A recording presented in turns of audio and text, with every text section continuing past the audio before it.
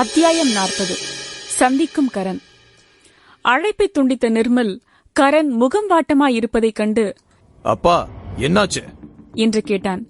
கரனுக்கு நடப்பது ஒன்றும் புரியவில்லை. நிகழ்ச்சியில் மிக முக்கியமான இன்வெஸ்டரிடம் முந்தைய இரவுதான் ஒன்றாய் உணவு உண்டார். அந்த மனிதர் மிகவும் தன்மையாக நடந்து கொண்டார். கரனுக்கே இத்தகைய நல்ல மனிதர் அவர்கள் ஊரில் இருக்கிறாரா என்று ஆச்சரியமாயிருந்தது. கரனின் எதிர்பார்ப்புக்கு மாறாக இருந்தார் அவர். அப்படிப்பட்டவர் தன்னை குரூப்பிலிருந்து ரிமூவ் செய்தது மட்டுமில்லாமல் தன்னை பிளாக் செய்து விட்டாரே என்று யோசித்தார். இனி குப்தா குரூப்ஸுக்கும் அவருக்கும் தொடர்பு இல்லை என்று புரிந்து கொண்டார். கரண் மிகவும் குழப்பத்தில் இருந்தார். இன்னும் என்ன நடக்குதுன்னு புரியல, நான் மத்தவங்க கிட்ட கேட்டு பாக்குறேன் என்று கூறிய கரண் அவரை போலவே அதில் இன்வெஸ்ட் செய்து இருப்பவர்களிடம் அழைத்து விசாரித்தார். அவர்களுக்கும் என்ன நடக்கிறது என்று தெரியவில்லை என்று பதில் வர மேலும் குழம்பினார் கரண். நம்மால இந்த ப்ராஜெக்ட்ல இன்வெஸ்ட் பண்ண முடியலன்னா அது நம்ம ஃபேமிலிய அஃபெக்ட் பண்ணாதுல என்று கேட்டான் நிர்மல். அதில் கரண் முகம் கருத்தது. அப்படி சொல்ல முடியாது என்றார் கரண். இது எப்படி அவர்கள் குடும்பத்தை பாதிக்காமல் இருக்கும்? இம்மாதிரியான பெரிய முதலீடு எல்லாம் அவர்களின் கௌரவம். எந்த அளவிற்கு அதிகமாய் முதலீடு செய்கிறார்களோ அந்த அளவு அதிகமாய் லாபம் கிட்டும். இப்போ நம்ம என்ன பண்றது என்று பதற்றத்துடன் கேட்டான் நிர்மல். சரவணனுக்கு நிச்சயம் தாம் யார் என்று காட்ட வேண்டும் என துடித்தான். அங்கு வேந்தன் வீட்டில் இருந்த அனைவரும் பயத்தில் இருந்தனர். ஒரே ஒரு நிகழ்வில் ஒட்டுமொத்தமாய் குப்தா குரூப்ஸ் வேந்தன் இண்டஸ்ட்ரிக்கு எதிரியாய் மாறிவிட்டது. மதில் மேல் நிற்கும் பூனை போல் தங்கள் நிலை ஆகிவிட்டது என்று நினைத்தனர். ஒரு அடி பின்வாங்கினால் அகல பாதாளத்திற்கு தொழில் உலகில் சென்று விடுவார்கள். ஆனால் ஒரு அடி முன்னே எடுத்து வைத்தால் அவர்களின் எதிர்காலம் கேள்விக்குறியாகிவிடும்.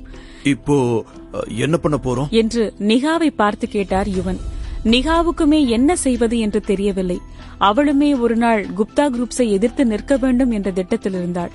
ஆனால் அந்த நாள் இவ்வளவு சீக்கிரம் வரும் என்று எதிர்பார்க்கவில்லை. சரவணனை பார்த்தவள், உனக்கு ஏதாச்சும் ஐடியா இருக்கா என்று கேட்டாள் நிகா. பெரும் நிசப்தம் அங்கு நிலவியது. சரவணன் மீது யாருக்கும் சந்தேகமில்லை. ஆனால் சரவணா எதுவும் கூறவில்லை. அவன் வயிறு வேறு சத்தம் போட, முதல்ல சாப்பிட்டுட்டு அப்புறம் பேசலாமா என்று தன் வயிற்றை தடவியபடியே கேட்டான் சரவணா. அதில் அங்கு இருந்தவர்கள் பேவென அவனை பார்த்தனர். வாழ்வா சாவா என்ற நிலையில் தாங்கள் இருக்கிறோம், இவன் சாப்பாட்டை பற்றி கேட்கிறானே என்று பார்த்தனர். இப்படி ஒரு நிலையில் யாருக்குதான் உணவு உள்ளே இறங்கும்? ஆனால் நிகா அப்படி நினைக்கவில்லை. தன் குடும்பத்திற்கு ஒன்றும் ஆகாது என்று புரிந்து கொண்டவள் லேசாய் சிரித்தாள். ஆமா, முதல்ல எல்லாரும் சாப்பிடுவோம் என்று கூறிய நிகா தாரிகாவை பார்த்து கண்ணடிக்க அதை புரிந்து கொண்டவள் சரவணனின் கையை பிடித்து டைனிங் டேபிளுக்கு அழைத்து வந்தவள், வா வந்து உட்காரு, அம்மா சமையல் டேஸ்டா இருக்கும் என்று கூறி அவனுக்கு பரிமாறினாள் தாரிகா. இருந்த பசியில் நன்றாய் சாப்பிட்டான் சரவணா. வேகமாய் சாப்பிட்டு முடித்தவன் நிமிர்ந்து பார்க்க அனைவரும் அவனை அசையாமல் பார்த்து கொண்டிருந்தனர். அதில் அசடு வழிந்தவன், ஏன் நீங்க யாருமே சாப்பிடாம இருக்கீங்க என்று கேட்டான். சாப்பிடும் நிலைமையில அவர்கள் இருக்கிறார்கள். நீ சாப்பிட்டு முடிச்சனா ஏதாவது ஐடியா சொல்லேன் பிளீஸ் என்று கெஞ்சலாய் கேட்டாள் தாரிகா. அவளை பொறுத்தவரை சரவணன் அவளின் காதலன். ஆனால் இருவரும் சொல்லிக் கொள்ளாமல் இருப்பதனால் லேசான தயக்கம் இருந்தது அவளுள். சரவணா இன்னொரு கிளாஸ் ஜூஸை குடித்து, அப்போ நான் கிளம்பட்டா என்று கேட்டிட குழப்பமாய் அவனை பார்த்தனர். இதில் சில பேருக்கு அவனை அடித்து விடலாமா என்ற எண்ணமும் தோன்றியது. அவன் ஏதாவது வழி கூறுவான் என்று காத்திருக்க, அவனோ உண்டுவிட்டு கிளம்புகிறான் என்று கூறுகிறானே என்று கோபம் கொண்டனர். என்ன சொல்ற என்று கோபத்துடன் கேட்டார் யுவன். சரவணனால் இந்த பிரச்சனையை சரிப்படுத்த முடியும் என்று அவர் நம்பினார். ஆனால் அவன் இப்பொழுது கிளம்புகிறேன் என்று கூறுவது தங்களுக்கு உதவாமல் செல்கிறானே என்று நினைத்துக் கொண்டார். கோவப்படாதீங்க, இந்த விஷயத்தை நினைச்சு இதுக்கு மேல கவலைப்பட வேண்டாம். நான் இருக்கிற வரைக்கும் வேந்தன் ஃபேமிலிக்கும் இண்டஸ்ட்ரிக்கும் ஒண்ணுமே ஆகாது என்று வாக்குறுதி அளித்தவன் எழுந்து நிகா பக்கம் திரும்பி, மிஸ் நிஹாரிகா, நீங்களும் என் கூட வரீங்களா என்று கேட்டான் சரவணா. நிகா மிகவும் புத்திசாலியும் அதே நேரம் நுணுக்கமானதை எளிதில் புரிந்து கொள்வாள். அதனாலே அவளையும் தன்னுடன் அழைத்தான். குப்தா குரூப்ஸை அவன் சமாளிக்க வேண்டும் என்றால் பீனிக்ஸ் குடும்பத்தின் அதிகாரத்தை அவன் பயன்படுத்திட வேண்டும். நிகா தலையசைத்திட இருவரும் சரவணனின் காரில் ஏறிக்கொண்டனர். தாரிகாவிடம் கையசைத்தவன், ஃபீல் பண்ணாத, நான் எதுவும் நடக்க விட மாட்டேன் என்று கூறிய சரவணா இவன் பக்கம் பார்த்து, குப்தா குரூப்ல இருந்து பிரிஞ்சு வந்த கம்பெனிஸ் எல்லாம் உங்க பக்கம் எடுத்துக்க ரெடி ஆயிக்கோங்க என்று கூறிட அதிர்ச்சியில் கண்களை அகல விரித்தார் யுவன். சரவணன் திமிரில் பேசுகிறான் என்பது போல் தோன்றியது அவருக்கு. குப்தா குடும்பத்தை பற்றி தெரியாமல் பேசுகிறான் என்று செல்லும் காரை பார்த்து நினைத்தார் யுவன். அமைதியாய் பயணித்து வந்த நிகா, உன் வீடு எங்க இருக்கு என்று கேட்டாள். சீக்கிரமே தெரிஞ்சுப்ப என்று கூறி ஓட்டுவதிலே கவனத்தை செலுத்தினான் சரவணா.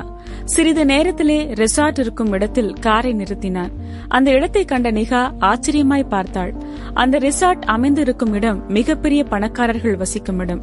அந்த ரெசார்ட்டில் இருப்பவர்கள் எல்லாரும் கோடீஸ்வரர்களே. உணவு எல்லாம் ஸ்டார் ஹோட்டல்களை விட மிக விலை அதிகம். இங்கு இருக்கும் ஒரு வீட்டின் மதிப்பு மற்ற ஏரியாவை விட பல மடங்கு அதிகமாயிருக்கும். சரவணன் ரெசார்ட்டுக்கு வந்ததை பார்த்து, ஏன் எங்க வீட்ல ஃபுட் டேஸ்டா இல்லையா என்று குழப்பத்துடன் கேட்டாள். திரும்பவும் ஏன் இங்க சாப்பிட வந்திருக்கான் என்று யோசித்தாள். எனக்கு ரொம்ப பிடிச்சிருந்துச்சு என்று கூறியபடியே காரை விட்டு இறங்கினான் சரவணா. அங்க சாப்பிட்டதே உனக்கு ஃபுல்லா இருந்துச்சுன்னா இப்ப ஏன் இங்க திரும்பவும் சாப்பிட வந்திருக்க என்று யோசனையுடன் கேட்டாள் நிகா. ஏன் இங்க சாப்பிட மட்டும்தான் வரணுமா என்று எதிர்கேள்வி கேட்டான். அவன் முன்னே நடக்க நிகா பின்னே நடந்தாள். அங்கு நிர்மலின் கார் நின்றிருப்பதை கவனித்தாள். நம்ம இங்க யாரை பார்க்க வந்திருக்கோம் என்று நிகா கேட்டிட, உள்ள வந்து நீயே தெரிஞ்சுக்கோ என்றான் சரவணா. அதே நேரம் ரெசார்ட்டின் என்ட்ரன்ஸில் கரனும் நிர்மலும் நீண்ட நேரமாய் காத்துக் கொண்டிருந்தனர். கையில் அவர்களே பார்த்து பார்த்து வாங்கிய கிஃப்டுடன் நின்றனர். நிர்மல், உன்னை இந்த இடத்துக்கு முதல் தடவையா கூட்டிட்டு வந்திருக்கேன். இவங்கள மாதிரியானவங்க கிட்ட நம்ம பார்த்து நடந்துக்கணும். நம்ம எவ்வளவு தந்திரமா இருக்கணும்னு கத்துக்கோ என்றார் கரண். கவலைப்படாதீங்கப்பா, அவர் டாப் பில்லியனர்னு எனக்கு தெரியும். சோ நான் கவனமா இருப்பேன் என்று கூறினான் நிர்மல். கரண் அந்த நிகழ்ச்சியில் இன்வெஸ்ட் செய்யும் வாய்ப்பை இழக்க விரும்பவில்லை. அதனால் கிளம்பி இங்கு வந்துவிட்டார். சரியாக அங்கு வந்தார் ரத்தினம். அவரின் நடை உடை பாவனை எல்லாம் அவரின் அகத்தின் வெளிப்பாடாய் இருந்தது. குட் ஈவினிங் மிஸ்டர் ரத்னம், நான் கரண். நேத்து நாம மீட் பண்ணோமே, ஞாபகம் இருக்கா என்று மிக மிக தன்மையாக கேட்டார் கரண். அதற்கு தலையசித்த ரத்தினம் கதவை பார்த்தார். சரவணன் இந்நேரம் அங்கு வந்திருக்க வேண்டும். ஆனால் அவர்களுக்கு முன் நிர்மல் அங்கு வந்துவிட்டான். கையில் வைனுடன் ரத்தினம் கரனுடன் பேசுவதை பார்த்து கொண்டிருந்தான். நிர்மல் திரும்பி பார்க்க அங்கு சரவணனும் நிகாவும் வந்து கொண்டிருந்தனர். அவர்களிடம் சென்றவன், என்ன எங்களுக்கு முன்ன இவரை உங்க பக்கம் எடுத்துக்க பாக்குறியா என்று வழிமறித்து கேட்டான் நிர்மல். வழிய விடுறான் என்று கட்டளையாக கூறினான் சரவணா.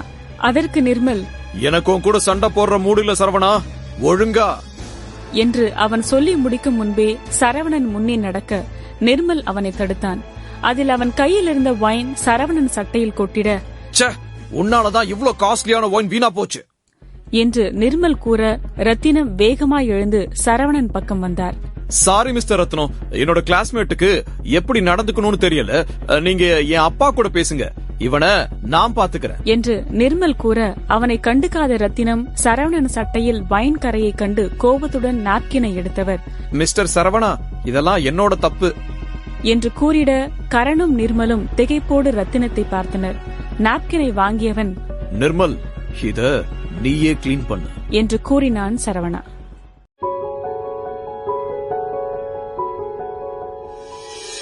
அத்தியாயம் 41. அழைக்க வந்தவர். சரவணன் சட்டையில் இருக்கும் வைனை ரத்தினம் வேகமாய் துடைக்க வர அவரை தடுத்த சரவணா, இத நிர்மல் கிளீன் பண்ணட்டும் என்று கூறினான். நிர்மல் நடப்பது புரியாமல் பார்த்து கொண்டிருந்தான்.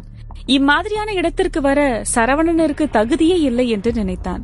பரவாயில்ல மிஸ்டர் சரவணா, நானே இதை கிளீன் பண்றேன் என்று அவசரமாய் கூறினார் ரத்தினம். அவர் இவ்வளவு பணிவாய் கூறுவதை கவனித்த கரண் வேகமாய் நிர்மல் பக்கம் வந்து, உனக்கு இவனை தெரியுமா என்று கேட்டார். அதில் முழித்த நிர்மல் இருவருக்கும் எப்படி பழக்கம் என்று கூறுவது என யோசித்தான். இல்ல, அவனே பண்ணட்டும் என்று ரத்தினத்தை தடுத்தான் சரவணா. அவனுக்கு தெரியும் நிர்மல் வேண்டுமென்றேதான் வைனை கொட்டினான் என்று. இவற்றை வேடிக்கை பார்த்துக் கொண்டிருந்த நிகா திகைப்பில் மூழ்கினாள். ஒரு முதலாளியாக சரவணன் ஆளுமையுடன் பேசிக் கொண்டிருப்பது அவளுக்கு ஆச்சரியத்தை கொடுத்தது. மிஸ்டர் ரத்னம், இங்க என்ன நடக்குது என்று பதட்டத்துடன் கேட்டார் கரண். ரத்தினம் சரவணனிற்கு இவ்வளவு மரியாதை கொடுப்பது அவரை நடுங்க செய்தது. ரத்தினம்தான் அந்த இன்வெஸ்டர் என்று நினைத்துக் கொண்டிருந்தவர் அவரே இப்பொழுது சரவணனிடம் பணிவாக நடந்து கொள்வது மேலும் பதட்டத்தை அதிகரித்தது. கோபமாக அவர் பக்கம் திரும்பிய ரத்தினம், இவர்தான் சரவணா, நான் அவரோட பர்சனல் அசிஸ்டன்ட். அந்த டிவி புரோகிராமோட முக்கியமான இன்வெஸ்டர் இவர்தான் என்று உண்மையை கூறிட மூவரும் பேயடித்தாற்போல் அசையாமல் நின்றனர். நிகாவால் தன் காதுகளையே அவளால் நம்ப முடியவில்லை. சரவணன் தான் அந்த நிகழ்ச்சியின் முக்கியமான இன்வெஸ்டர் என்பதால் தான் அத்தனை நம்பிக்கையுடன் கூறினான் என்று நினைத்தாள். அவள் நினைத்ததை விட அவன் பணக்காரன். வெறும் பணக்காரன் மட்டும் இல்லாமல் அவனிடம் அதிகாரமும் சிறப்பான தொழில் தந்திரமும் இருக்கிறது. அந்த நிகழ்ச்சியில் முதலீடு செய்வதற்கு முன் மிகவும் நுணுக்கமாக மார்க்கெட் டெஸ்டிங், அனாலிசிஸ் என அனைத்தையும் செய்து மிக சரியா லாபத்தை கணித்து அதில் முதலீடு செய்திருக்கிறான் என்று நினைத்தாள் நிகா. நிகா வியப்போடும் புகழ்ச்சியோடும் சரவணனை பார்த்தாள். அவனின் அறிவு திறனை கண்டு லேசாய் பொறாமை கொண்டாள். தன் தங்கை மிகவும் கொடுத்து வைத்தவள் என்று நினைத்தாள். அவளுக்கு பிடித்தவனும் அதே நேரம் நுட்பமாய் செயல்படக்கூடியவனாகவும் சரவணனை தேர்ந்தெடுத்திருக்கிறாள் என்று நினைத்தாள். கரணோ கைகள் நடுங்க சரவணனை பார்த்தார்.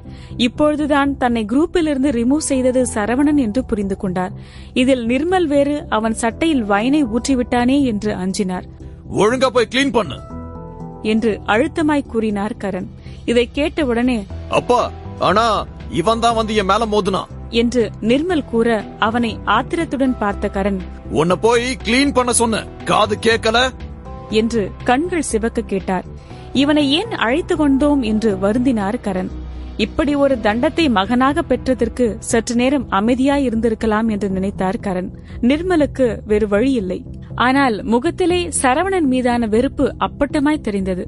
ஆனால் அவர்கள் உதவி கேட்டு வந்த ஆள் சரவணனாக இருப்பான் என்று அவன் நினைக்கவில்லை.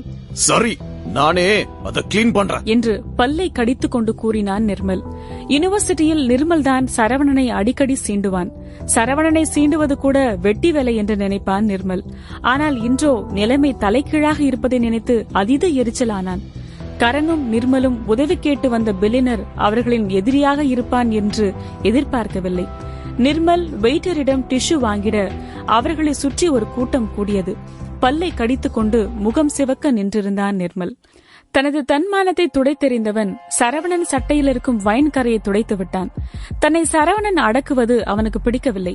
சரவணா சட்டையை கழற்றி நிகாவிடம் நீட்டி, மிஸ் பியூட்டி, எனக்காக இத வாஷ் பண்ணி தரீங்களா? ஏன்னா இத கிளீன் பண்ண அவனுக்கு தகுதியே இல்ல என்று அழகான புன்னகையுடன் சரவணா கூற உதட்டை அழகாய் குவித்த நிகா ஓகே என்று கண் சிமிட்டினாள். அவனின் இந்த ஒற்றை செயலே அவர்களுக்கு நன்றாய் ஒன்றை புரிய வைத்தது. அவன் இருக்கும் வரை வேந்தன் குடும்பத்தை குப்தா குரூப்ஸால் நெருங்க முடியாது என்று பல்லை கடித்தான் நிர்மல்.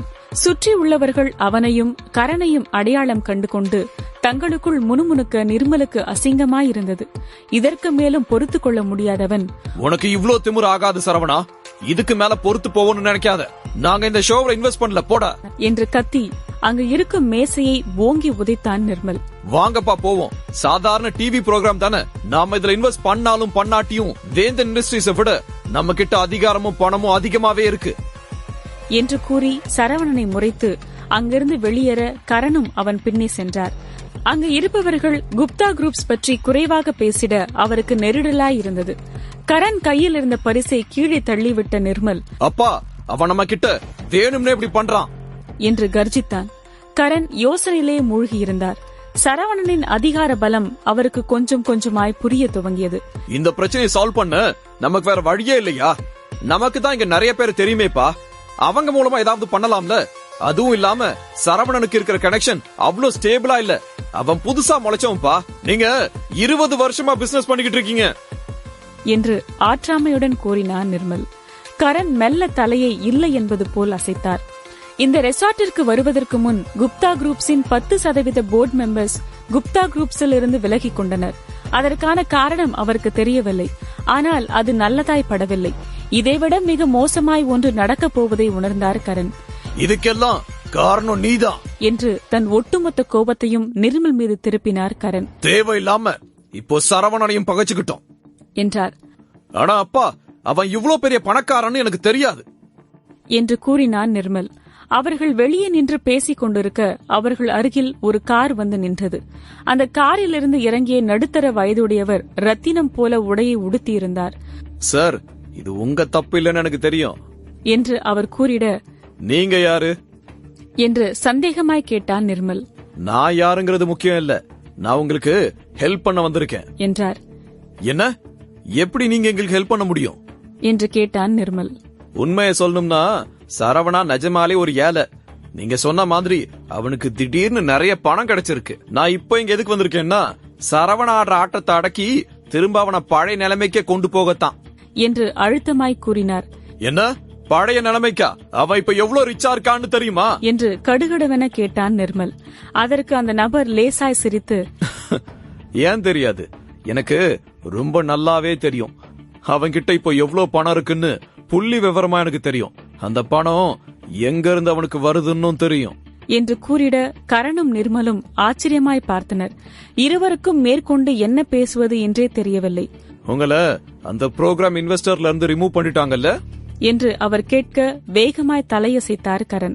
இவ்வளவு விடயத்தை தெரிந்திருப்பவர் நிச்சயம் சாதாரண ஆள் இல்லை என்று உணர்ந்தார். ஒரு கார்டை எடுத்தவர் கரனிடம் நீட்டி, இந்த கார்டு உங்களுக்கு தான். அந்த டிவி ஷோ மாதிரியே இதுல இருக்கிற பணத்தை வச்சு உங்களால இன்னும் ஒன்னு கிரியேட் பண்ண முடியும். நான் உங்ககிட்ட பெருசா எதையும் கேட்க மாட்டேன். ஆனா பண்ண வேண்டியது சீக்கிரமா பண்ணுங்க. அந்த சரவணாவை விட பெட்டரா பண்ணணும். அவனை அழிக்க வந்தவனா, சோ அதுக்கான வேலை சரியா நடக்கணும் என்று ஆளுமை நிறைந்த குரலில் கூறினார். மகிழ்வுடனே அந்த கார்டை வாங்கி கொண்டார் கரண். சொன்னது புரிஞ்சிருக்கோம்னு நினைக்கிறேன் என்று அவர் கூற வேகமாய் தலையாட்டிய கரண், கவலையே படாதீங்க, இந்த புது புரோகிராம்ல நான் கலக்கிறேன். நீங்க கொடுத்த காசை வேஸ்ட் பண்ணாம பெஸ்டா நான் பண்றேன் என்று உறுதியாய் கூறினார். அதற்கு மேல் அந்த நபர் ஒன்றும் கூறாமல் அங்கிருந்து கிளம்பி விட்டார். கையில் இருந்த கார்டை பார்த்து, இதான் நமக்கு கிடைச்ச நல்ல சான்ஸ். அவன் சாதாரண ஸ்டூடெண்ட். எனக்கு இதுல 20 வருஷம் எக்ஸ்பீரியன்ஸ் இருக்கு. 3 நாள்ல புது புரோகிராமை இறக்குறேன் என்று கூறி வில்லத்தனமாய் சிரித்தார் கரண்.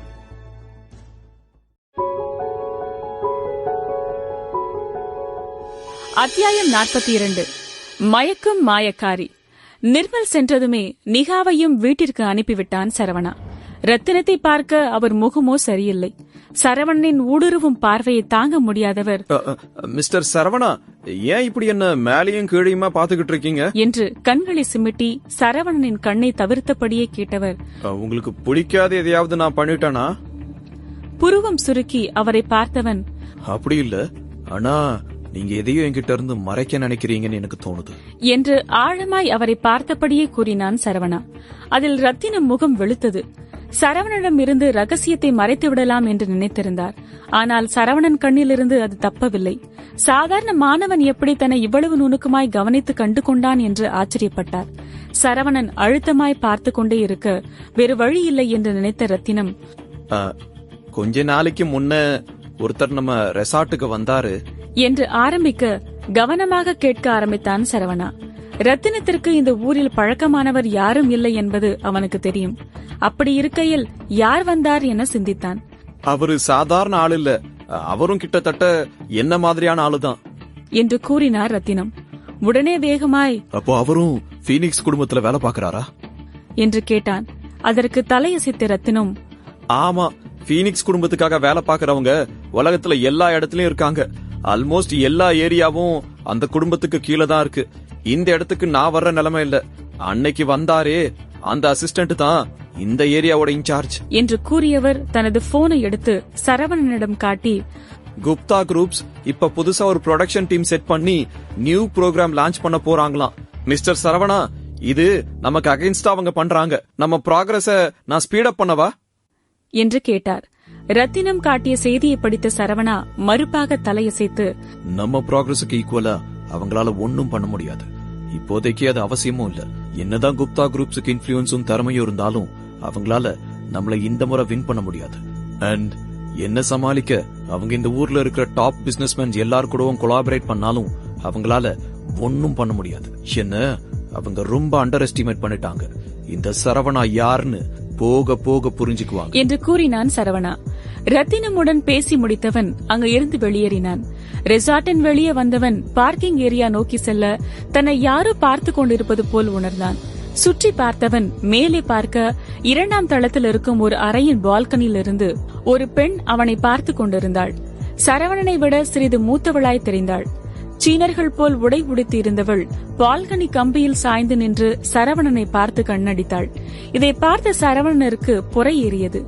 அவனை பார்த்து மயக்கும் புன்னகை சிந்தியவள் விரல்களால் அவனை மேலே அழைத்தாள். சரவணனருக்கு காது அடைத்தது. இது போன்ற பழக்கம் இல்லாதவன் யோசனையுடனே மேலே ஏறினான்.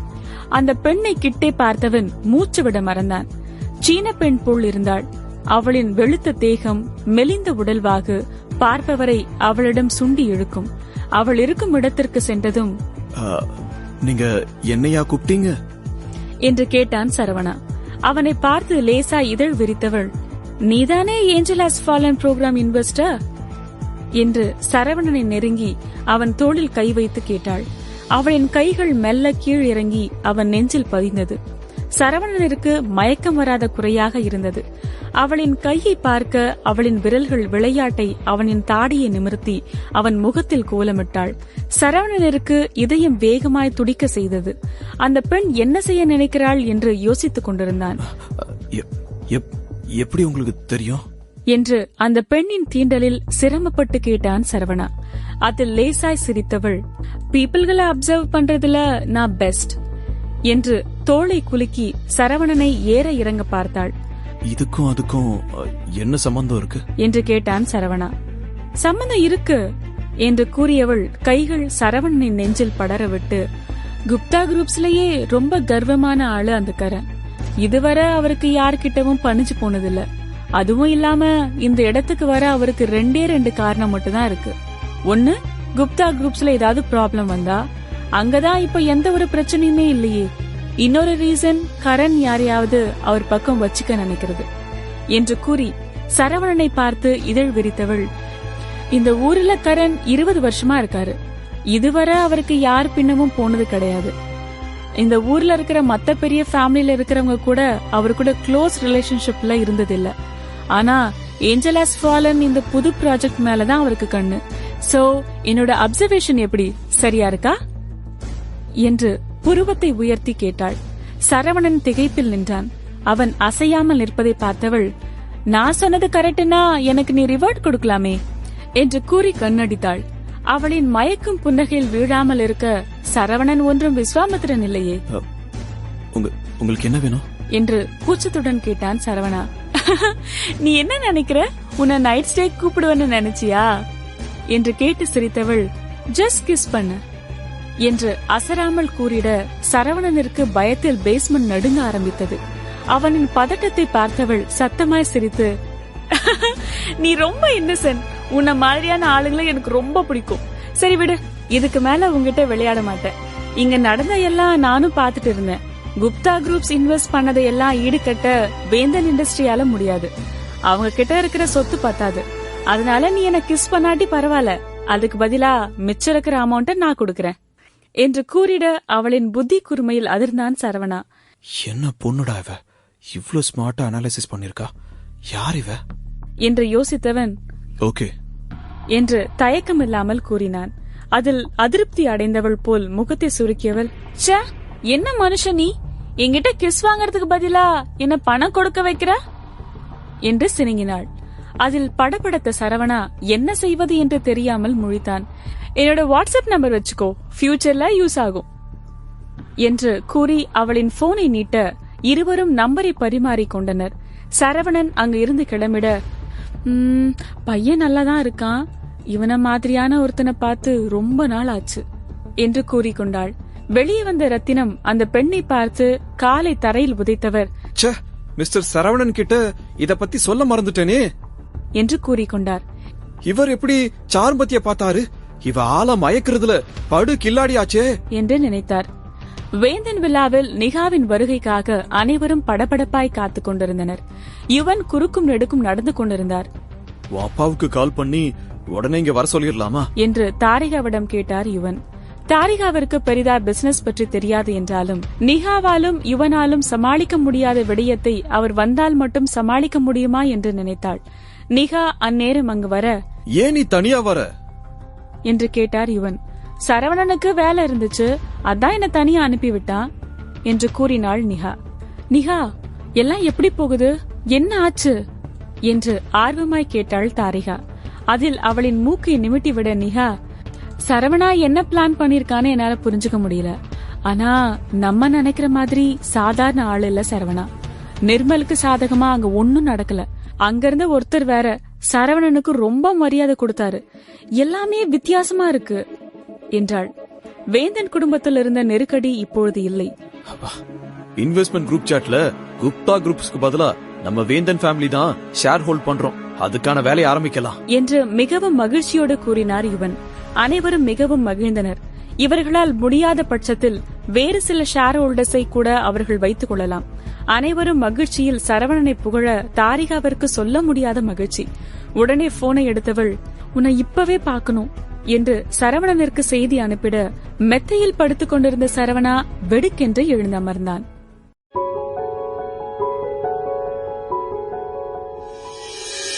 அத்தியாயம் 43. Falls angel. தாரிகாவிடமிருந்து வந்த செய்தியை பார்த்தவன் படக்கென்று எழுந்து அமர்ந்தான். ஏன் என்ன பார்க்கணும் என்று யோசனையுடன் செய்தி அனுப்பினான் சரவணா. போடா இடியட், நேர்ல பார்த்து உனக்கு ஒன்னு கொடுக்கணும்னு நினைச்சேன் என்று சிலுப்பிக் கொண்டு செய்தியை அனுப்பினாள் தாரிகா. அதனை பார்த்த சரவணனிற்கு ஜிவ்வென்று இருந்தது. என்ன கொடுக்க போகிறாள் என்று நினைத்தவனுக்கு மூளை எங்கெங்கோ சென்று வந்தது. உடனே, நீ எங்க இருக்க, நானே உன்னை பிக்கப் பண்றேன் என்று செய்தி அனுப்பியவன் முகம் பல்ப் போல் எரிந்தது. ஸ்போர்ட்ஸ் கிரவுண்டுக்கு வா என்று அனுப்பிட சீக்கிரமாய் கிளம்பினான். குதூகலமாய் எழுந்தவன் மனதில், ஒருவேளை கிஸ் பண்ண போறாளா? அப்படி பண்ணா எங்க கிஸ் பண்ணுவா, கண்ணத்திலியா இல்ல என்று நினைத்தவன், அச்சச்சோ எனக்கு கூச்சமா இருக்கே என்று சினுங்கினான் சரவணா. வேகமாய் ஸ்போர்ட்ஸ் கிரவுண்டிற்கு சென்றான். அவனின் உணர்வுகளை கிளப்பி விட்டவளோ அவனை காக்க வைத்து விட்டே வந்தாள். அவள் வந்ததும் மிகவும் ஆர்வமாய், என்ன கொடுக்க போற என்று கேட்டான் சரவணா. அது சர்ப்ரைஸ், கண்ணு மூடு என்று அழகாய் புன்னகைத்து கூறினாள் தாரிகா. தனக்கு முத்தம் கொடுக்க கூச்சம் கொண்டுதான் கண்களை மூட சொல்கிறாள் என்று நினைத்து கண்ணை மூடியவன் உதட்டை ஈரப்படுத்திக் கொண்டான். கண்ணை திறந்து பார்க்க கூடாது என்று விளையாட்டாய் மிரட்டிய தாரிகா அவள் பையிலிருந்து சிறியதாய் ஒன்றை எடுத்து, இப்ப பாரு என்று கூற புரியாமல் முழித்தான். தாரிகா அவன் கையில் குட்டி பேப்பர் ஸ்டாரை கொடுத்திட சரவணா ஞாவென்று முழித்தான். அவன் மெடிக்கல் ஷாப் வரை செல்ல வேண்டுமா என்று எல்லாம் கனவு கண்டிருந்தான். பிளேவர்களின் உலகில் மிதந்து கொண்டிருந்தவன் கையில் கலர் பேப்பரில் செய்த ஸ்டாரை கொடுத்தால் முழிக்காமல் என்ன செய்வான்? இதை அறியாத தாரிகாவோ சரவணன் ஒன்றுமே கூறாமல் இருப்பதைக் கண்டு முகம் வாடியவள், உனக்கு பிடிக்கலையா சரவணா? ராத்திரி முழுக்க இதை நான் செய்ய கத்துக்கிட்டேன், இது நல்லா இல்லையா என்று பாவமாக கேட்டாள். இல்ல என்று அவசரமாய் சொன்னவன், அப்படி இல்ல, இது ரொம்ப கியூட்டா இருக்கு என்று கூறி நிறுத்தியவன், ஆனா தாரிகா, இதுதான் நீ எனக்கு கொடுக்கணும்னு நினைச்சியா என்று தயக்கத்துடனே கேட்டான் சரவணா. ஆமா இதுதான், நீ வேற என்ன நினைச்ச என்று கேட்டவள் சரவணனிற்கு இந்த பேப்பர் ஸ்டார் ஒரு பொருட்டாக இல்லையோ என்று நினைத்து வருந்தினாள். அது சிறியதா இருந்தாலும் அதை செய்ய அவள் இரவு முழுக்க பாடுபட்டாள். என்கிட்ட இருந்து பெரிய கிஃப்ட் எதிர்பார்க்காத என்று முகத்தை சுருக்கி கூற சரவணன் உண்மையில் வாயடைத்து நின்றான். அவனுக்கு அழுவதா இல்லை சிரிப்பதா என்று தெரியவில்லை. இதில் தாரிகாவை குத்தம் சொல்ல முடியாது. அவன்தான் அவளுக்கு முதல் காதல். முதல் முறை ஒருவனுடன் காதலில் இருப்பவளுக்கு இதை பற்றி எப்படி தெரியும்? அவ ஒன்னும் சரவணன் போல டர்ட்டி மைண்டட் இல்லையே. சரவணன் லேசாய் சிரித்து அவளுடன் சிறிது தூரம் நடந்தான். பின் நேரம் ஆவதை உணர்ந்து அவளை அனுப்பிவிட்டு அவனின் டாமிற்கு வர வெளியே ஆதி கையில் போனுடன் நின்று கொண்டிருந்தான். அப்பொழுதுதான் அவனுக்கு பணம் தர வேண்டியது நினைவிற்கு வர இன்று கொடுத்திட வேண்டும் என்று முடிவெடுத்தான். அவன் அறை அருகே வர இருவர் உள்ளே உல்லாசமாயிருக்கும் சப்தம் கேட்டது. என்ன பண்ற என்று சரவணன் ஆதியிடம் கேட்க, என்னோட 6th லெவல் எக்ஸாம் பண்றேன் என்றான். முள்ளுக்குள்ள யார் இருக்கா என்று கேட்டான் சரவணா.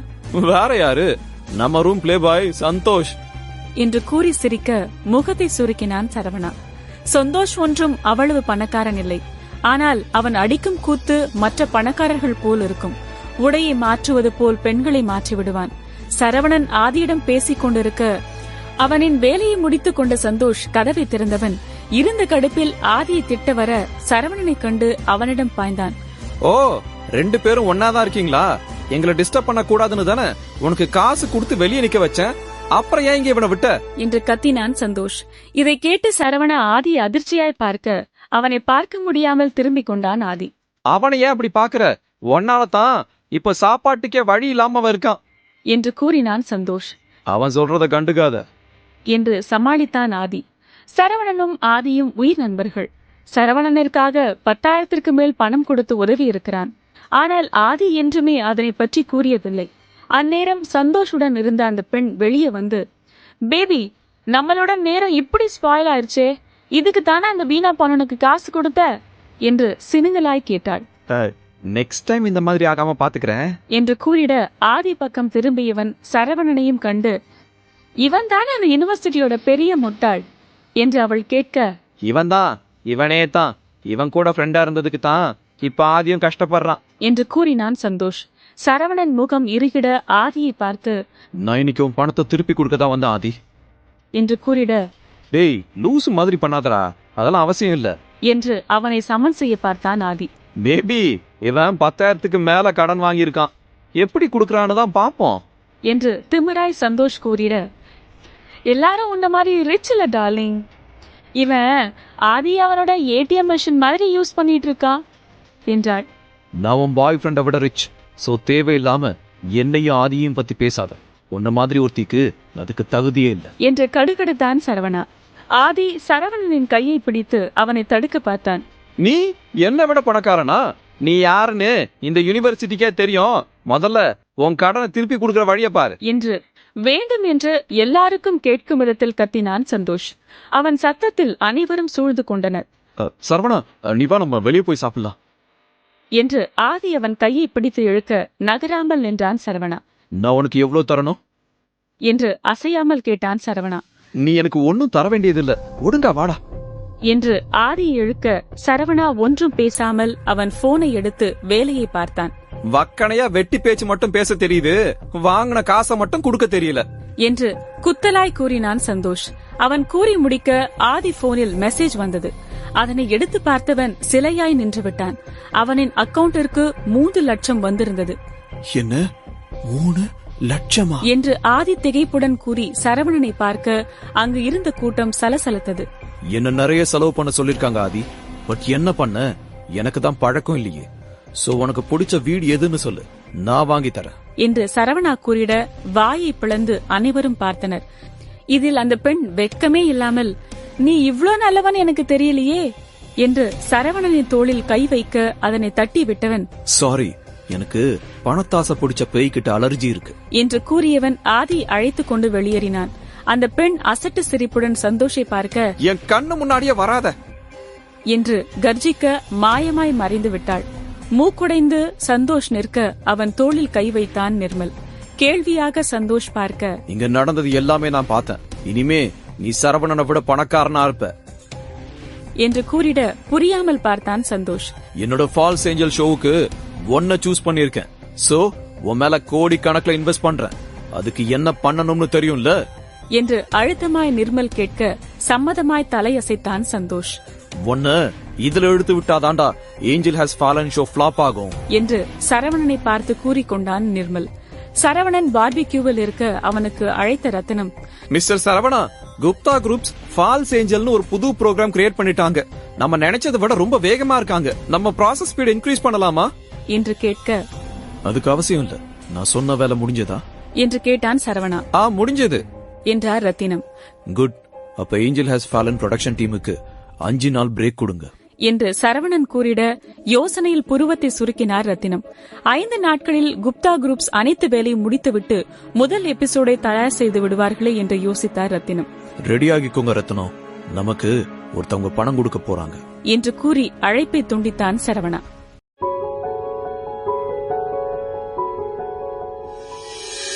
அத்தியாயம் 44. குறிவைத்த சந்தோஷ். அடுத்த நாள் யூனிவர்சிட்டியில் சந்தோஷ் பந்தா காட்டிக் கொண்டு இருந்தான். இரவு டிராமில் அசிங்கப்பட்டதையெல்லாம் துடைத்துவிட்டு பீச்சிக் கொண்டிருந்தான். அங்கு சரவணனோ மதியமாகியும் இன்னும் உறக்கத்திலேயே இருந்தான். நேற்று இரவு ஆதியுடன் நீண்ட நேரம் செலவிட்டவன் இன்னும் எழவில்லை. அவனின் போன் ஒலித்துக் கொண்டிருக்க தூக்கத்திலே ஏற்றான் சரவணா. இப்பவே யூனிவர்சிட்டிக்கு வாடா என்று ஆதி பதட்டத்துடன் கூறிட கண்களை கசக்கிக் கொண்டே எழுந்த சரவணா, என்னாச்சுடா என்று கொட்டாவி விட்டபடியே கேட்டான். மித்ரா, அவ ஸ்டால் போட ஸ்டார்ட் பண்ணிட்டா என்று ஆதி கூறிட, அதுக்குள்ள என்ன அவசரம் அவளுக்கு என்று கேட்டான் சரவணா. அவன் இல்லாமல் கடை போட்டால் மித்ராவுக்கு மற்றவர்களுடன் பேசுவதில் சிரமமாயிருக்கும். என்னவோ சீக்கிரம் வாடா என்று கூறி அழைப்பை துண்டித்தான் ஆதி. அதன் பின் சீக்கிரம் கிளம்பி வெளியே வந்தான். யுனிவர்சிட்டியை நெருங்கும் வீதியில் வழக்கத்திற்கு மாறாக கூட்டம் கூடியிருந்தது. என்ன நடக்குதாங்க என்று அங்கு வந்து கொண்டிருந்த ஒரு பெண்ணை அழைத்து கேட்டான் சரவணா. ரொம்ப பெரிய பணக்கார வீட்டு பையன் அவனோட லவ்வர் கிட்ட ப்ரொபோஸ் பண்ண போறான். அந்த பொண்ணு ஊமையா இருந்தாலும் ரொம்ப கொடுத்து வச்சவ, அதான் எல்லாரும் பார்க்க போறோம் என்று பொறாமையுடன் கூறினாள். என்ன என்று புருவத்தை சுருக்கியவன் நினைவில் மித்ரா தான் வந்தாள். வேக வேகமாய் மித்ரா கடைக்கு சென்றான். மித்ரா கடைக்கு வெளியே விலை உயர்ந்த ஆடி கார் ஒன்று நின்றிருந்தது. அந்த காரில் தோரணையாய் சாய்ந்து மித்ராவையே வைத்து கண் வாங்காமல் பார்த்து கொண்டு நின்றான் சந்தோஷ். வாவ், எவ்ளோ ரொமான்டிக்கா இருக்கான். நான் இந்த சந்தோஷ் இவ்ளோ டீசென்டான ஆளுன்னு நினைச்சு பார்க்கவே இல்ல. இந்த பிளே பாய் இவ்ளோ லவ்வோட இருப்பான்னு எக்ஸ்பெக்ட் பண்ணல. மித்ரா வேலை பாக்குறத எவ்ளோ ரசிச்சு பாக்குறான். அவனோட கவனம் எல்லாமே மித்ரா மேலதான் இருக்கு என்று ஒருவள் குதூகலிக்க, என்னது ரொமான்டிக் லுக்கா, இது காம பார்வையால இருக்கு என்று உள்ளுக்குள் நினைத்து கொண்டான் ஆதி. எனக்கு மித்ராவை பார்த்தா பொறாமையா இருக்கு. ஊமையா இருந்தாலும் ரொம்ப பெரிய பணக்காரனை புடிச்சுக்கிட்டா என்று ஒருத்தி கூற, சந்தோஷ் இத்தனை நாளா சாதாரண ஆளு மாதிரில நடிச்சிட்டு இருந்திருக்கா. நான் அவனை மத்தவங்க மாதிரி ரிச் கிட் தான் நினைச்சேன். ஆனா இவ்ளோ பெரிய பணக்காரனா இருப்பான்னு நினைக்கல. இதுக்கு முன்ன இங்க இருந்த ஜிடிஆர் கூட இவனோட தான் இருக்கும். டெய்லி ஒரு கார் மாத்திரான் என்று கூட்டத்தில் இருந்தவர்கள் பேசிக்கொள்ள மித்ரா கண்டு கொள்ளாமல் அவள் வேலையில் மூழ்கி இருந்தாள். சந்தோஷ் அங்கு இருப்பதனால் அவளின் கடையில் ஓட்டம் நன்றாக இருந்தது. இன்னைக்கு நீங்க என்ன சாப்பிட்டாலும் இந்த சந்தோஷ் பே பண்ணுவா என்று கூட்டத்தை பார்த்து கத்தியவன் மித்ரா பக்கம் திரும்பி, இன்னைக்குன்னு இல்ல, இந்த மாசம் முழுக்க. ஆனா ஒரே ஒரு கண்டிஷன், அத அவ செய்ய மாட்டா என்று சந்தோஷ் கூறிட கூட்டம் கரகோஷம் எழுப்பியது. அவன் கூறியதும் வேறும் ஒரு காரில் இருந்து சில ஷெஃப்கள் அங்கு வந்து இறங்கினர். அவர்கள் எல்லாம் மாத லட்சக்கணக்கில் சம்பாதிக்கும் டாப் ஷெஃப்ஸ். ஒரு மாதம் முழுக்க காசு கொடுக்கிறேன் என்றவன் அவர்களையும் அழைத்து வந்திருக்கிறானே என்று மிகவும் ஆச்சரியமாய் பார்த்தனர். போட்டி போட்டுக்கொண்டு மித்ரா கடையில் வாங்க நின்றனர். அந்த தெருவே பாபிக்யூ விற்கும் கடை போல் ஆனது. இவனுக்கு என்ன ஆச்சுன்னு தெரியல, நேத்துல இருந்து வினோதமா இருக்கா என்று காலை தரையில் உதைத்தான் ஆதி. இதனை கேட்டபடியே ஆதி அருகே வந்தவன், வினோதமா இல்ல, எனக்கு எதிரா பண்ணிக்கிட்டு இருக்கான் என்று சாதாரணமாய் கூறினான் சரவணா. உனக்கு எதிரா பண்றானா என்று சந்தேகமாய் கேட்ட ஆதி, இப்போ நம்ம என்ன பண்ணலாம்? சும்மாவே மித்ராவை யூனிவர்சிட்டியில ரேக் பண்ணுவாங்க, அவ ஊமன்னு ரொம்ப பண்ணுவாங்க. இப்போ இந்த நாதாரி வேற மித்ரா என் கேர்ள் ஃப்ரெண்டுன்னு சொல்லிட்டு திரியறான். ஒன்னு மித்ரா ரிஜெக்ட் பண்ணணும், இல்லனா சண்டை போடணும் என்றான். மறைமுகமாக தன்னிடம் வேலையை காட்டுகிறார்கள் என்று புரிந்து கொண்டான் சரவணா. மித்ரா மிகவும் சோகமாயிருந்தாள். அவள் எண்ணம் எல்லாம் பணம் சம்பாதிப்பதுதான். இப்படி மற்றவர்களுக்கு காட்சி பொருளாக நிற்பது அல்ல. நேரம் கூட கூட்டம் இன்னும் அதிகரித்தது. அவரவர் தங்களின் போனில் வீடியோ எடுக்க துவங்கினர். மக்களே, நம்ம யூனிவர்சிட்டி அழகி இங்க பாபிக்யூ வித்துட்டு இருக்கா, ரொம்ப கஷ்டப்பட்டு சம்பாதிக்கிறா என்று கூறி இணையதளத்தில் பதிவேற்றிட அரை மணி நேரத்தில் அது வைரல் ஆகியது. பார்க்க அழகா இருக்கா, ஆனா பாவம் அவளால பேச முடியாது. ஊமையா இருந்தா என்ன, அவ வாழ்க்கைய அவ சரியாதான் வாழ்ந்துகிட்டு இருக்கா. ஆமா, அவ ஊமையா இருந்தாலும் எனக்கு கவலை இல்ல, நான் அவளை என் கேர்ள் ஃப்ரெண்ட் அக்செப்ட் பண்ணிக்கிறேன் என்று கூட்டத்தில் இருந்தவர்கள் மித்ராவை பார்த்து பேசிக் கொண்டிருந்தனர். சற்று நேரத்தில் மித்ரா ஆன்லைன் செலிபிரிட்டி ஆகிவிட்டாள். மித்ரா செய்வதறியாமல் நின்று கொண்டிருந்தாள்.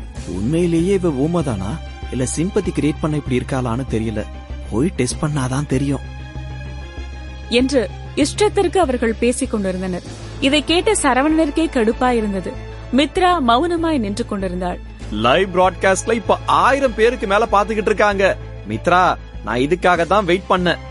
இப்போ உன்கிட்ட ப்ரப்போஸ் பண்ண சரியான டைம் இதான் என்று சத்தமாய் கூறினான் சந்தோஷ்.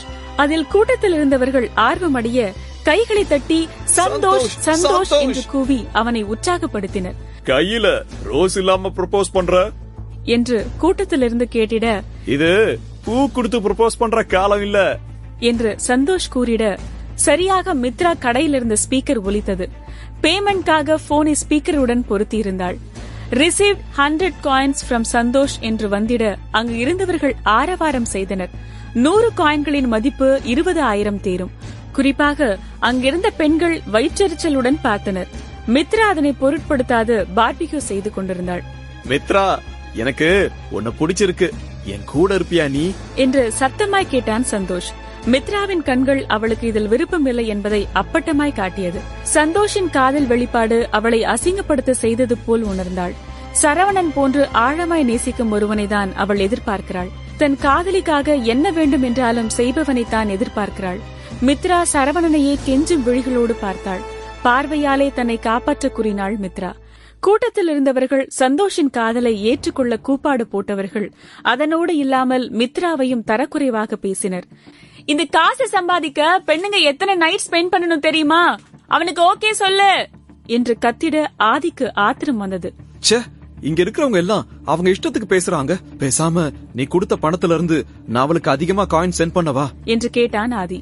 அதற்கு மறுப்பாக தலையசைத்த சரவணா, அதுக்கு அவசியம் இல்ல, விடு, என்ன பண்றான்னு பாப்போம் என்று அசட்டையாக கூறினான். ஆதி கடுகடுவென நடப்பதை பார்த்து கொண்டிருந்தான். சந்தோஷை பார்த்தாலே அவனுக்கு ஆத்திரம் வந்தது. இந்த கிறுக்கனால இதுக்கு மேல பொறுத்துக்க முடியாது. மித்ராவை தொந்தரவு பண்ணா நீ வருவேன்னு வேணும்னே இங்க வந்திருக்கான், ஏதாவது பண்ணு என்றான் ஆதி. சந்தோஷ் வேண்டுமென்றேதான் இதனை செய்கிறான் என்று முன்னவே சரவணனிற்கு தெரியும். லைவ் பிராட்காஸ்டில் ஏகப்பட்ட பேர் பார்த்துக் கொண்டிருந்தனர். இப்போ என் வேலையை காட்டுறேன் என்று கூறி இதழை வளைத்தவன் போனை எடுத்தான். A secret admirer sent you 1000 coins என்று ஸ்பீக்கரில் ஒலிக்க அனைவரும் வாயடித்து நின்றனர். அதனின் மதிப்பு 2 லட்சம் இருக்கும். அங்கு இருந்தவர்கள் சலசலக்க துவங்கினர். ஊமையாய் இருந்து கொண்டே நன்றாய் சம்பாதிக்கிறாள் என்று வாய்க்கு வந்ததை பேச துவங்கினர். ஓ, ஆரம்பிச்சிட்டியா என்று சொல்லிக் கொண்ட சந்தோஷ் 2000 காயின்ஸ் மித்ராவிற்கு அனுப்பினார். அடுத்ததாக சரவணா 5000 காயின்ஸ் அனுப்பிட அங்கு இருந்தவர்கள் வாயை பிளந்து கொண்டு நின்றனர். இருவருக்கும் உள்ள சண்டையை கண்டு கழித்தனர். சந்தோஷ் நிமிர்ந்து சரவணனை பார்த்து, என்கிட்டயே நீ போட்டிக்கு வரியா? உன்னோட எல்லா பணத்தையும் நீ இழந்துடுவேன்னு உனக்கு பயமா இருக்கா என்று கேட்டான். அதில் லேசாய் சிரித்தவன், பயமா எனக்கா என்று நக்கலாய் கேட்டான். கூட்டம் மொத்தமும் சரவணன் பக்கம் திரும்பியது. அப்போ சரவணன் தான் ரிவார்டு கொடுத்ததா இப்போ என்று கூட்டத்தில் பேச துவங்க மித்ரா இயலாமையுடன் சரவணனை பார்த்து மறுப்பாக தலையசைத்தாள். மற்றவர்களின் காசு அவளுக்கு தேவையில்லை, அவள் உழைப்பிற்கு கிடைக்கும் வருமானமே அவளுக்கு போதும். மித்ராவுக்காக சண்டை போடுறியா? இன்னைக்கு அவ எனக்கு தாண்டா என்று கூறி சத்தமாய் ஆணவத்தில் சிரித்தான் சந்தோஷ். வா, நம்ம போட்டி போட்டு பாப்போம். என்ன கடுப்பேத்தினதுக்கு நீயும் குப்தா குரூப்ஸும் நல்லா அனுபவிக்க போறீங்க என்று வெள்ளத்தனமாய் கூறினான் சரவணா.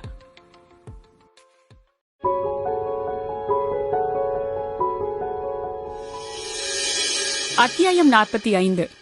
ஆப்பு கண்ணுக்கு தெரியாது. அகங்காரத்தில் சிரித்த சந்தோஷ், சரி வா, அதையும் பாத்துருவோம் என்று திமிராக கூறினான்.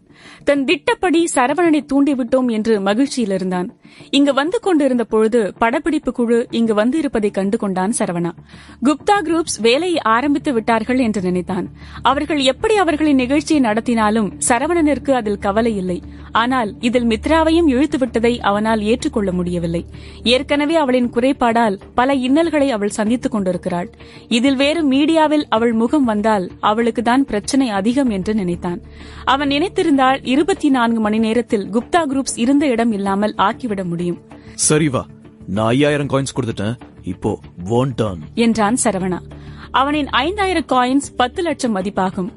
லைவ் ஸ்ட்ரீமிங்கில் இதுவே அதிகப்படியானது. அது இன்னும் சிறிது நேரத்தில் முறியடித்து விடுவர். என்னால முடியாதுன்னு நினைக்கிறியா என்று கேட்ட சந்தோஷ் 6000 காயின்ஸ் கொடுத்தான். சூப்பர் சந்தோஷ், நம்மலாம் ஒரே ரூம்மேட்ஸ். இந்த விஷயத்தால நம்ம ஃப்ரெண்ட்ஷிப்க்கு எதுவும் ஆகாம பாத்துக்கோ. யாரு ரொம்ப பெரிய பணக்காரன்னு ப்ரூவ் பண்ற கேம்னால ஏன் கொஞ்சம் கொஞ்சமா ஏத்தணும் என்று கூறிய சரவணா ரெட்டிப்பாய் 10,000 காயின்ஸை கொடுத்தான். அதனின் மதிப்பு 20 லட்சம். சந்தோஷ் திடுகிட்டான். எச்சிலை கூட்டி விழுங்கியவன் ஒரே நாளில் 1 கோடியை இழக்க அவனுக்கு தைரியம் இல்லை.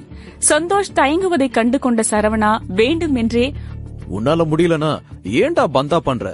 உன்ன நான் கூட என்னவோன்னு நினைச்சேன், ஆனா அவ்வளவுதான் போல நீ என்று கூறினான்.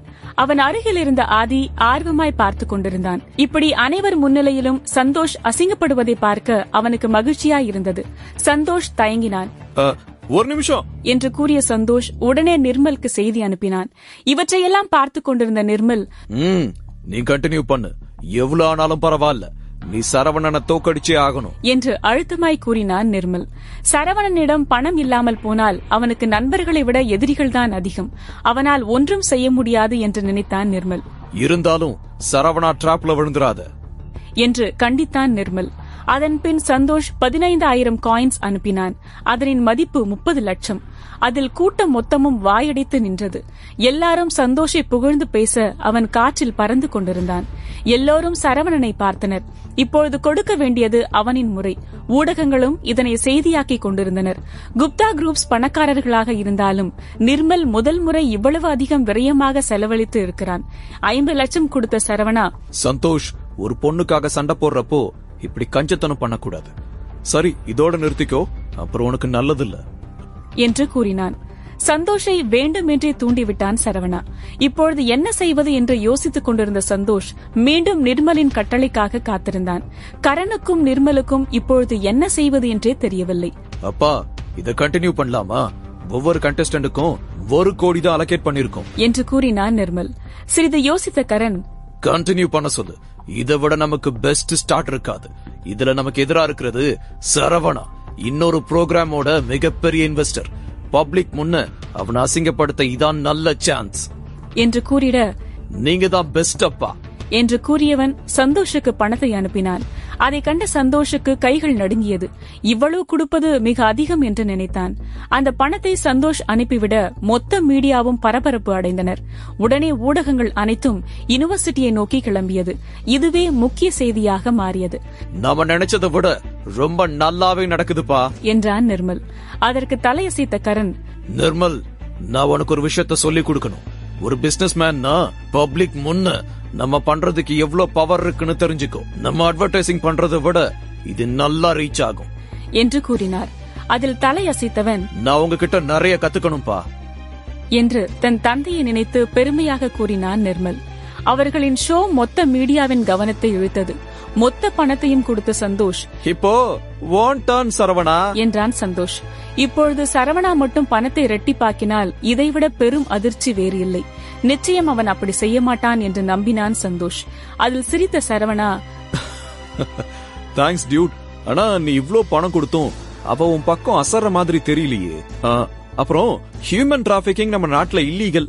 ஒவ்வொருத்தருக்கும் அவங்க வாழ்க்கை அனுபவிக்க உரிமை இருக்குன்னு ஞாபகம் வச்சுக்கோ என்று கூறிட, அதில் சத்தமாய் சிரித்த சந்தோஷ், ஆனா நான் எனக்கு பிடிச்சதுதான் பண்ணுவேன் என்று மிதப்பில் கூறினான். சரவணன் இதற்கு மேல் பணத்தை செலவழிக்காமல் இருப்பதை பார்க்க நிர்மலும் கரனும் நிம்மதி அடைந்தனர். இதே சரவணன் தொடர்ந்து இருந்தால் குப்தா குரூப்ஸ் நிலைமை மோசமாகி இருக்கும். மிகவும் நெருக்கடியில் அவர்கள் சரவணனை வீழ்த்தியிருக்கின்றனர். இதற்கு மேல் அவர்கள் பணத்தை அவர்களின் எமர்ஜென்சி ஃபண்டில் இருந்துதான் எடுத்திருக்க வேண்டும். இந்த விஷயத்தை உடனே மீடியாவுக்கு சொல்லு, எல்லாருக்கும் தெரியணும். நம்ம புரோகிராம் மூலமா இந்த மாதிரி பணக்காரனை அசிங்கப்படுத்த முடியும்னு காட்டு என்று வெற்றி களிப்பில் கூறினார் கரண். இது நமக்கு ரொம்ப பெரிய விக்டரிப்பா. நம்ம புரோகிராமுக்கு இது பாப்புலாரிட்டியை இன்னும் அதிகப்படுத்தும் என்று உற்சாகத்துடன் கூறினார் நிர்மல். சண்டை முடிந்திட சரவணா மித்ரா அருகே சென்றான். மித்ரா, ஓகேவா என்று கேட்க அவளோ அவனை கண்டுகொள்ளாமல் வேலையை பார்த்து கொண்டிருந்தாள். சரவணன் சைன் லாங்குவேஜில் என்னென்னவோ குரங்கு விதை காட்டிட அவள் வீம்பாக இருந்தாள். அவளின் கோபம் எதற்கு என்றே புரியாதவன் அவளை சமன் செய்யும் வழி மட்டும் விளங்காமல் முழித்தான். இதில் மீடியா வேறு அங்கு வந்திட தோற்று போன சரவணனிடம் மைக்கை தூக்கிக் கொண்டு, சார், நாங்க ஸ்டார் மூவிஸ்ல இருந்து வந்திருக்கோம். இன்னைக்கு நடந்ததை பத்தி இன்டர்வியூ எடுக்க விரும்புறோம். நீங்க இப்போ எப்படி ஃபீல் பண்றீங்க என்று கேட்டனர். சந்தோஷால் அசிங்கப்பட்ட சரவணனிடம் கேள்வி கேட்டு சுவாரஸ்யமான செய்தியை கேட்க நினைத்தனர். அவர்கள் கேள்வியை புரிந்து கொள்ளாதவன் போல நடித்தவன், எனக்கு இங்க என்ன நடக்குதுன்னு தெரியல. நானும் சந்தோஷும் ஒரே ரூம்மேட்ஸ். அவன் ஃபால்ஸ் ஏஞ்சல்னு ஒரு ஷோல பார்ட்டிசிபேட் பண்றான். அதனால அவனோட பிசினஸ்க்கு சப்போர்ட் பண்ண நினைச்சான் என்று சரவணன் கூறிட அனைவரும் குழம்பினர். சந்தோஷமே குழப்பத்துடன் அவனை பார்த்தான். இவன் ஏன் இப்படி கிறுக்குத்தனமா வளர்றான் என்று சிந்தித்தான். இதனை பார்த்து கொண்டிருந்த கரனும் நிர்மலுமே பெரிதாய் குழம்பினர். அப்படின்னா நீங்க என்ன சொல்ல வழீங்க என்று குழப்பமாக கேட்டார்கள். சரவணா அசட்டையாக தோளை குலுக்கி, கொஞ்ச நாள் முன்ன நான் யூனிவர்சிட்டி லைவ் பிராட்காஸ்ட் பிளாட்ஃபார்ம் வாங்கினேன். இன்னைக்கு இந்த பக்கமா வர்றப்போ லைவ் நடக்கிறத பார்த்து இங்க வந்தேன். என்னோட பெஸ்ட் ஃப்ரெண்ட் அங்க டிப் கொடுத்துக்கிட்டு இருந்தான். அதனால ஓனர் நானும் நிறைய டிப் கொடுக்கணும்னு நினைச்சேன். இருந்தாலும் சந்தோஷ் இவ்ளோ ஆர்வமா டிப் கொடுப்பான்னு எனக்கு தெரியல என்று அலுங்காமல் குலுங்காமல் குப்தா குரூப்ஸ் மீது குண்டை போட்டான். மேலும், இத நான் எதிர்பார்க்கல. நான் இப்போ எப்படி ஃபீல் பண்றேன்னு என்னால எக்ஸ்பிளைன் பண்ணவே முடியல. நான் யூனிவர்சிட்டி பிராட்காஸ்ட் பிளாட்ஃபார்ம் வாங்கினதுக்கு முக்கியமான காரணமே ஸ்டூடெண்ட்ஸ். இது மூலமா அவங்களோட டேலண்ட்ஸ் வெளிக்காட்டவும் அவங்க இது மூலமா கரியர் ஸ்டார்ட் பண்ணதான் வாங்கினேன். இத வாங்க எனக்கு சில லட்சம் தான் செலவாச்சு.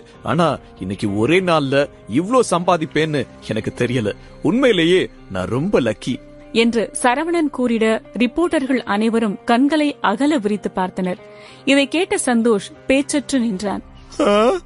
என்ன, இவன் தான் பிராட்காஸ்ட் ஷேர் ஹோல்டரா என்று திகைத்தான். இதை பார்த்து கொண்டிருந்த கரணின் உடல் வெகுவாய் நடுங்கியது. சற்று நேரம் அவர்கள் செலவிட்ட பணம் எல்லாம் சரவணனிற்கு என்று நினைத்தவர் எவ்வளவு விரயம் ஆக்கினோம் என்று கணக்கு கூட அவருக்கு தெரியாது. நீ நிஜமாவா அவன் லைவ் பிராட்காஸ்ட் வாங்கியிருக்கானா என்று நடுக்கத்துடன் கேட்ட கரனுக்கு அவரை அறியாமல் அவர் வாயிலிருந்து உதிரம் வழிந்தது. அப்பா அப்பா என்று பதறிய நிர்மல், டே சரவணா, எங்களையே ஏமாத்திட்டியா என்று கொதித்தவன் உடனே டாக்டர் டாக்டர் பிளீஸ் என் அப்பாவை காப்பாத்துங்க என்று கத்தினான். சந்தோஷ் வெளிர்ந்து போய் நிற்பதை பார்த்தவன், லட்டுல வச்சே நினைச்சியா தாஸ், நட்டுல வச்ச என்று நக்கலாய் கூறினான் சரவணா.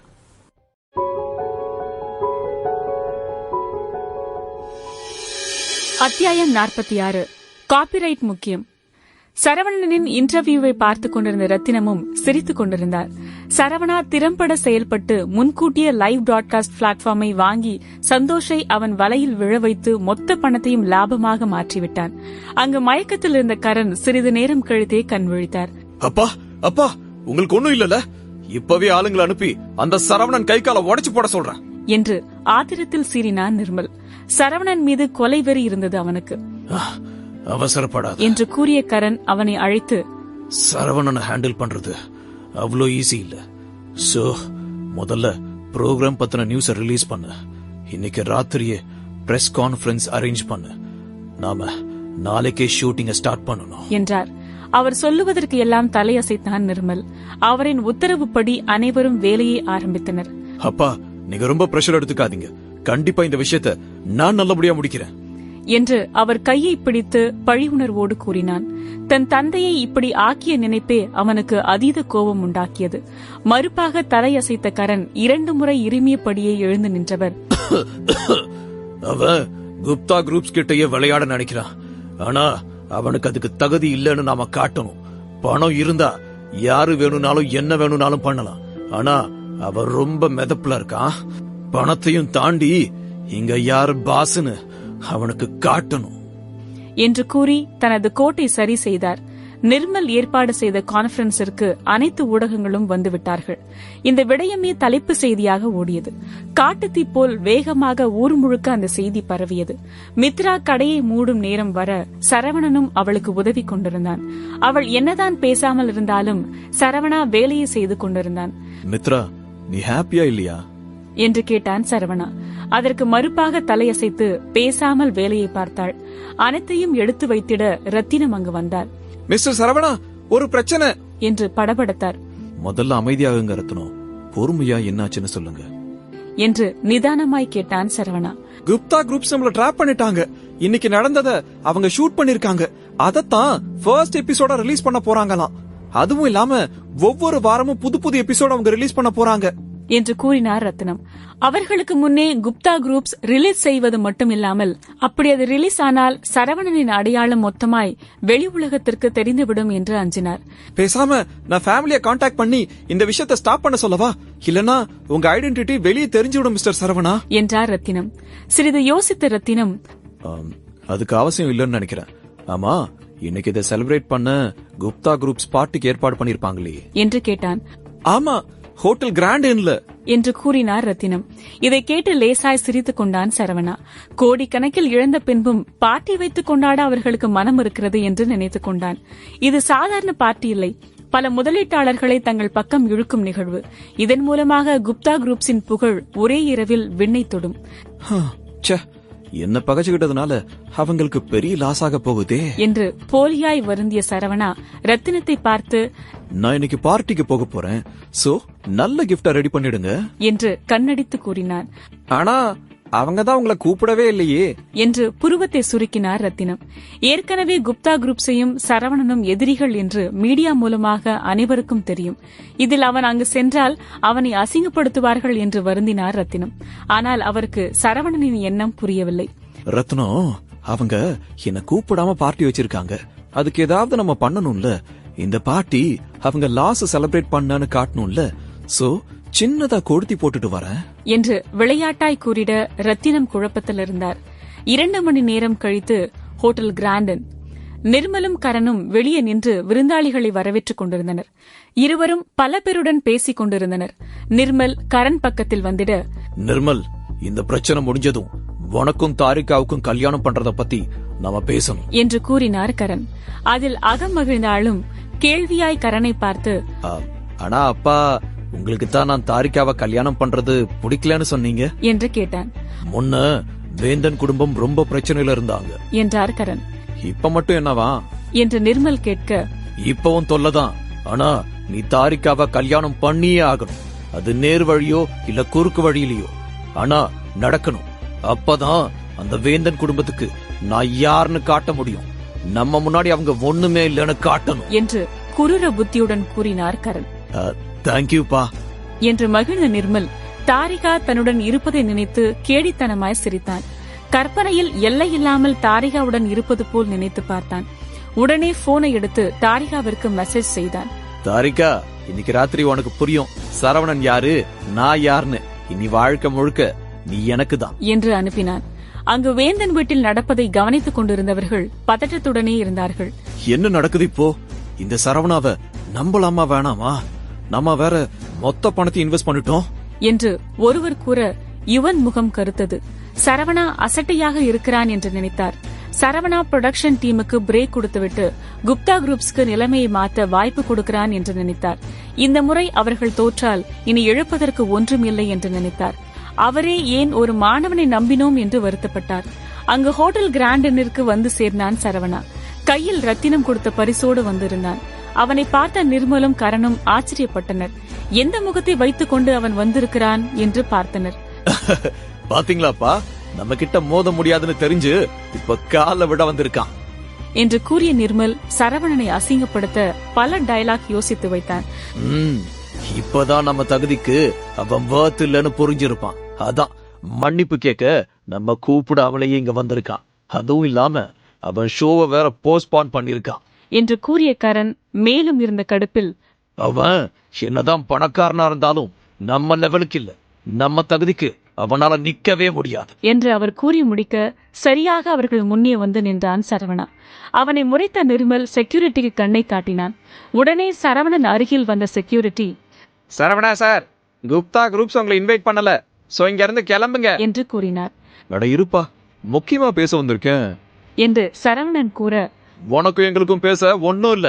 உன்னை விட நாங்க பெஸ்டா ப்ரோக்ராம் பண்றோம். நீ நினைச்சு பார்க்காத அளவு இந்த ப்ரோக்ராம நான் கொண்டு போவேன். இப்போ நீ என்கிட்ட வந்து கெஞ்சி ஒரு பிரயோஜனமும் இல்ல என்று நிர்மல் கத்தினான். அதில் சத்தமாய் சிரித்தான் சரவணா. சுற்றி உள்ளவர்கள் அவனையே வினோதமாய் பார்த்தனர். உங்களோட ப்ரொடக்ஷன் வேகம், மார்க்கெட்டிங், உங்க கனெக்ஷன் எல்லாம் பார்த்து நான் ரொம்ப இம்ப்ரெஸ் ஆகிட்டேன். உங்க வேகத்தை பார்த்தா எனக்கே பொறாமையா இருக்கு. எக்ஸ்க்ளூசிவ் கண்டென்ட் வாங்கியும் என்னால உங்களுக்கு ஈடு கொடுக்க முடியலையே என்று வருத்தமாய் கூறுவது போல் சரவணா நடிக்க அங்கிருந்த அனைவரும் அதிர்ச்சியோடு அவனை பார்த்தனர். இவர்கள் நிகழ்ச்சியின் காப்பிரைட்டை ஜப்பானில் இருந்துதான் வாங்கினார்கள். முக்கால்வாசி எக்ஸ்க்ளூசிவ் காப்பிரைட்டை விற்க மாட்டார்கள். ஆனால் சரவணன் வாங்கியிருந்தான். கரனுக்கு சாதாரண இழப்பு இல்லை. இதற்காக செய்த இன்வெஸ்ட், மார்க்கெட்டிங் என அனைத்தும் நட்டம்தான். புரோகிராமே அவருக்கு மிகப்பெரிய இழப்பு. என்ன சொல்ற நீ என்று தடுமாறிய கரனுக்கு இன்று 2வது அதிர்ச்சியாய் இருந்தது. இதான் கான்ட்ராக்ட். ஜஸ்ட் 20 மில்லியன் கொடுத்தேன். 10 மில்லியன் கொடுத்து வேற யார் காப்பிரைட் வாங்க வராங்களோ அவங்கள டிலே பண்ண சொல்லி இந்த எக்ஸ்க்ளூசிவ் விஷயத்தை மறைக்க சொன்னேன் என்று முறுவலுடன் சரவணன் கூற கரண் வேரூன்றி நின்றார். அவர்களுக்கு காப்பிரைட் இல்லை என்றால் அனைத்தும் வீண். அவர்கள் செய்த விளம்பரம் எல்லாம் சரவணனின் நிகழ்ச்சிக்கு என்று மாறிவிடும். இதில் முதலீடு செய்தவர்கள் எல்லாம் குப்தா குரூப்ஸ் மீது வழக்கு பதிவு செய்வர். அனைத்தும் இழந்து விட்டோமே என்று திகைப்பில் மூழ்கினார் கரண்.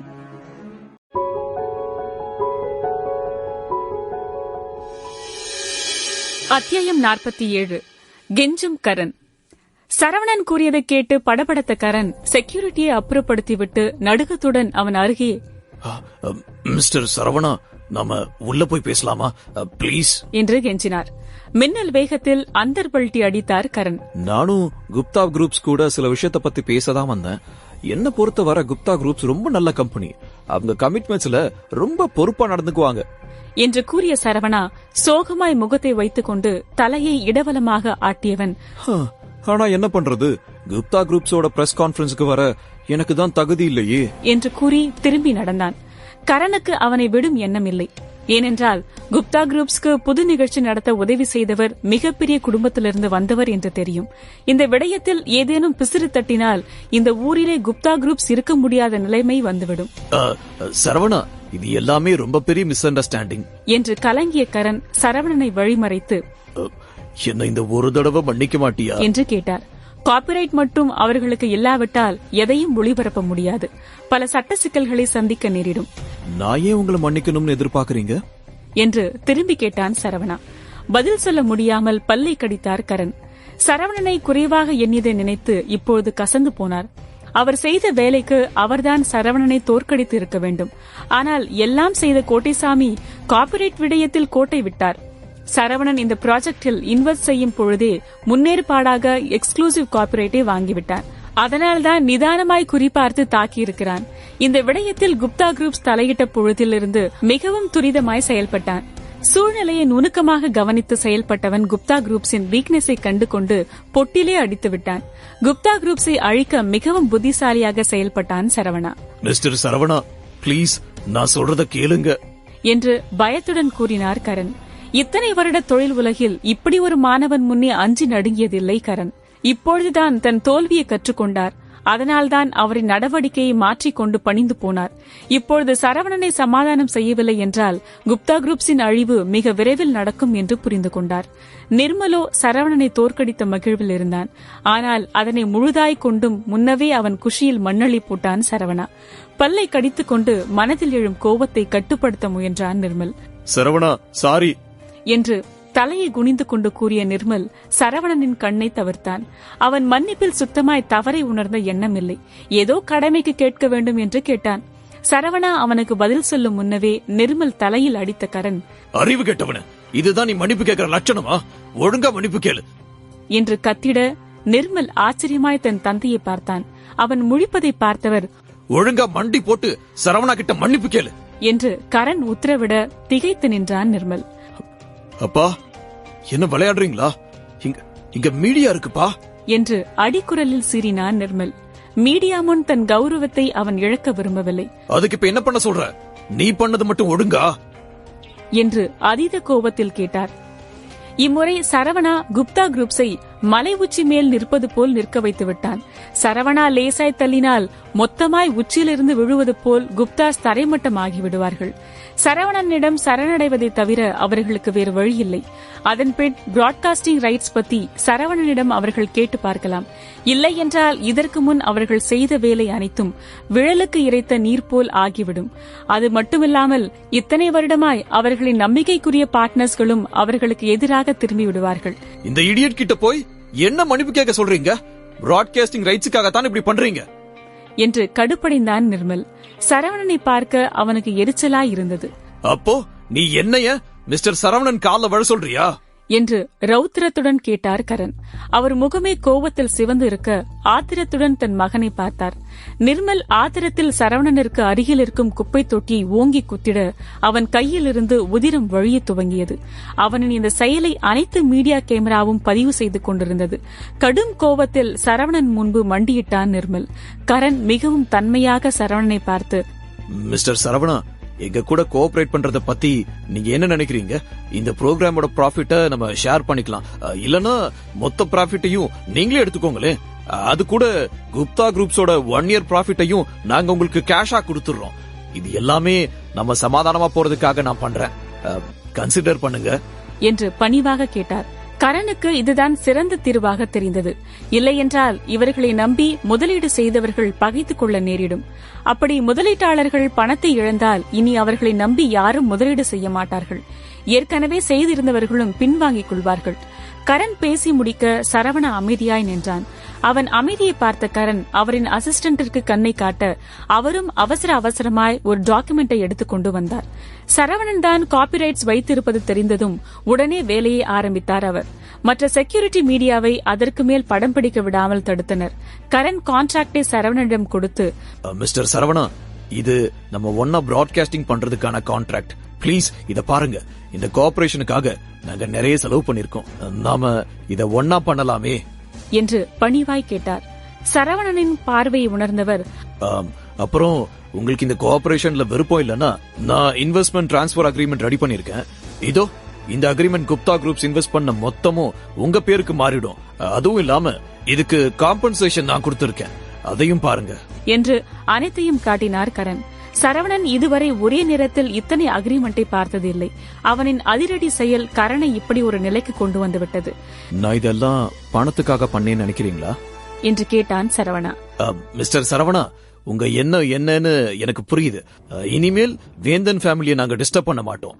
இந்த இன்வெஸ்ட்மெண்ட் டிரான்ஸ்பர் வேணும்னா நான் வேந்தன் ஃபேமிலிக்கு டிரான்ஸ்பர் பண்றேன்.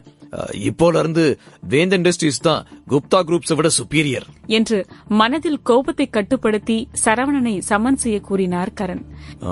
இது சரிப்பட்டு வர்ற மாதிரி எனக்கு தோணல என்று கொஞ்சமும் விட்டுக் கொடுக்காமல் கூறினான் சரவணா. இதே சரவணன் அவர்களிடம் சிக்கி இருந்தால் இந்நேரம் அவனை சின்ன பின்னமாக்கி இருப்பார்கள். நான் செடிக்கு தண்ணி ஊத்த மறந்துட்டேன், சோ நான் சீக்கிரம் கிளம்புறேன் என்று வாய்க்கு வந்ததை கூறிவிட்டு அங்கிருந்து கிளம்ப பார்த்தான். அவ்வளவுதான்.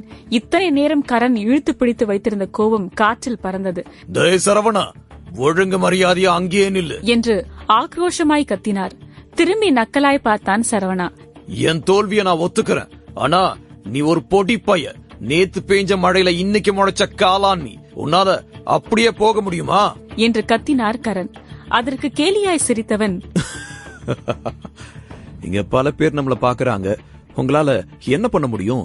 அதுவும் இல்லாம இங்க நான் சும்மா வருவேன்னு நினைச்சீங்களா? வெளியில மீடியா இருக்குது, ஒரு சவுண்ட் கொடுத்தா போதும் என்று கூறி கிளம்பினான் சரவணா. கரனுக்கு சரவணனை தடுக்கும் தைரியம் இல்லை.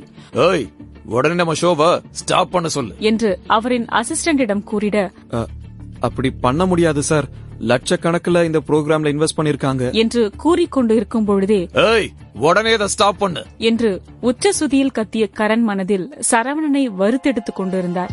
அப்பா, இவனை இப்படியே விட்டா நாம அவ்வளவுதான், ஏதாவது பண்ணுங்க என்று உரிமினான் நிர்மல்.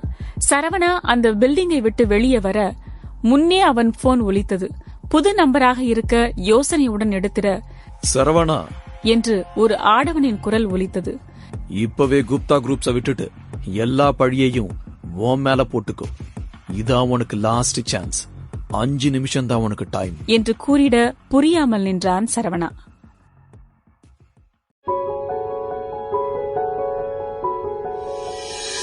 அத்தியாயம் 48. மிரட்டல். சரவணா குப்தா குரூப்பை எதிர்த்ததில் நிறைய பணத்தை லாபமாக பெற்றிருந்தான். லைவ் பிராட்காஸ்டிலிருந்து கிடைத்த பணத்தை மட்டும் இல்லாமல் குப்தா குடும்பம் ஏஞ்சல் ஹஸ் ஃபாலன் நிகழ்ச்சிக்கு வைத்திருந்த விளம்பர உரிமையும் பெற்றிருந்தான். குப்தா குரூப்ஸின் நிகழ்ச்சி பிராட்காஸ்டிங் ரைட்ஸுக்கு எதிராக ஒளிபரப்பியதனால் அதனை உடனே நீக்கி விடுவார்கள். ஆனால் மொத்த மக்களின் கவனமும் சரவணா இன்வெஸ்ட் செய்திருக்கும் நிகழ்ச்சியின் மீது பதியும். ஜப்பான் சென்று $20 மில்லியன் செலவழித்தது வீண் போகவில்லை என்று நினைத்து நிம்மதியடைந்தான் சரவணா. அதில் 10 மில்லியன் வைத்து காப்பிரைட்ஸை வாங்கியவன் மீதமிருந்த 10 மில்லியனை லஞ்சமாக கொடுத்து கரனின் காப்பிரைட்ஸை கிடைக்க விடாமல் செய்தான். ஆனால் சரவணன் எதிர்பாராதது இந்த ஒரு அழைப்பு. யாரு நீ என்று அழுத்தமாய் கேட்டான் சரவணா. அவன் குரலை வைத்தே எதிரில் பேசுபவன் 20 வயதில் இருப்பவன் என்று கண்டு கொண்டான் சரவணா. அழைப்பில் இருந்தவனோ லேசாய் புன்னகைத்து, நான் யாருன்னு தெரிஞ்சுக்க உனக்கு எந்த தகுதியும் இல்ல.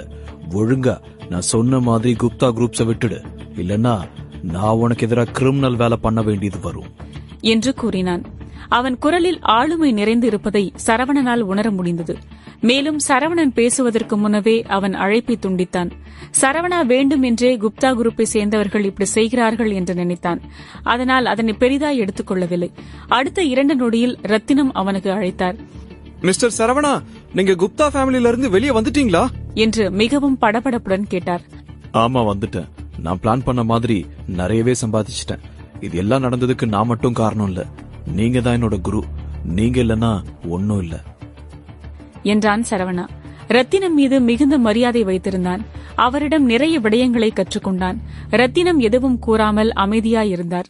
சங்கடத்தில் இருந்தவர் மெல்ல தொண்டையை செருமி, மிஸ்டர் சரவணா, பேசாம இந்த ஒரு தடவை குப்தா குரூப்ஸ விட்டுறீங்களா என்று தைக்கத்துடனே கேட்டார்.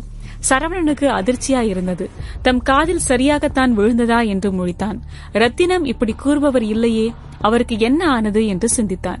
நம்மையே அவங்கள விடணும் என்று ரத்தினம் கூறியது புரியாமல் கேட்டான் சரவணா. அதில் ஆழமாய் மூச்சு விட்டவர், மிஸ்டர் சரவணா, இது என்னோட தப்பு. நானும் அவசரப்பட்டிருக்க கூடாது. அதுவும் இல்லாம இப்போ உங்களுக்கு ஒருத்தர் கால் பண்ணாரா என்று கேட்டார் ரத்தினம். ஆமா, யார் அது என்றான் சரவணா. அது அவர்தான் கௌதம் சார், பீனிக்ஸ் ஃபேமிலி கண்ட்ரோல்ல இருக்கிற இந்த ஊர் லீடர். இப்போ நீங்க இருக்கிற நிலைமையில அவர்கிட்ட பிரச்சனை வேணாமே என்று கடினப்பட்டு அவனுக்கு விளக்கினார் ரத்தினம். என்ன லீடரா என்று கேட்டான் சரவணா. ஆமா, அன்னைக்கு நான் ஒருத்தரை பார்த்தேன்னு சொன்னேன்ல, அவரு கீழே தான் கௌதம் சார் வேலை பாக்குறாரு. இங்க எந்த பிரச்சனையும் பண்ணக்கூடாதுன்னு வான் பண்ண வந்திருக்காருன்னு நினைச்சேன். நல்ல வேலை, நான் சீக்கிரமே உங்களை பத்தின இன்ஃபர்மேஷன் எல்லாத்தையும் எரேஸ் பண்ணிட்டேன். அதனால மெயின் ஃபேமிலியில யாருக்கும் உங்க அப்பாவுக்கு கல்யாணம் ஆகி பையன் இருக்கான்னு தெரியாது. அதுவும் இல்லாம உங்க ஃபேமிலி ஐடென்டிட்டிய நான் மாத்திட்டேன்.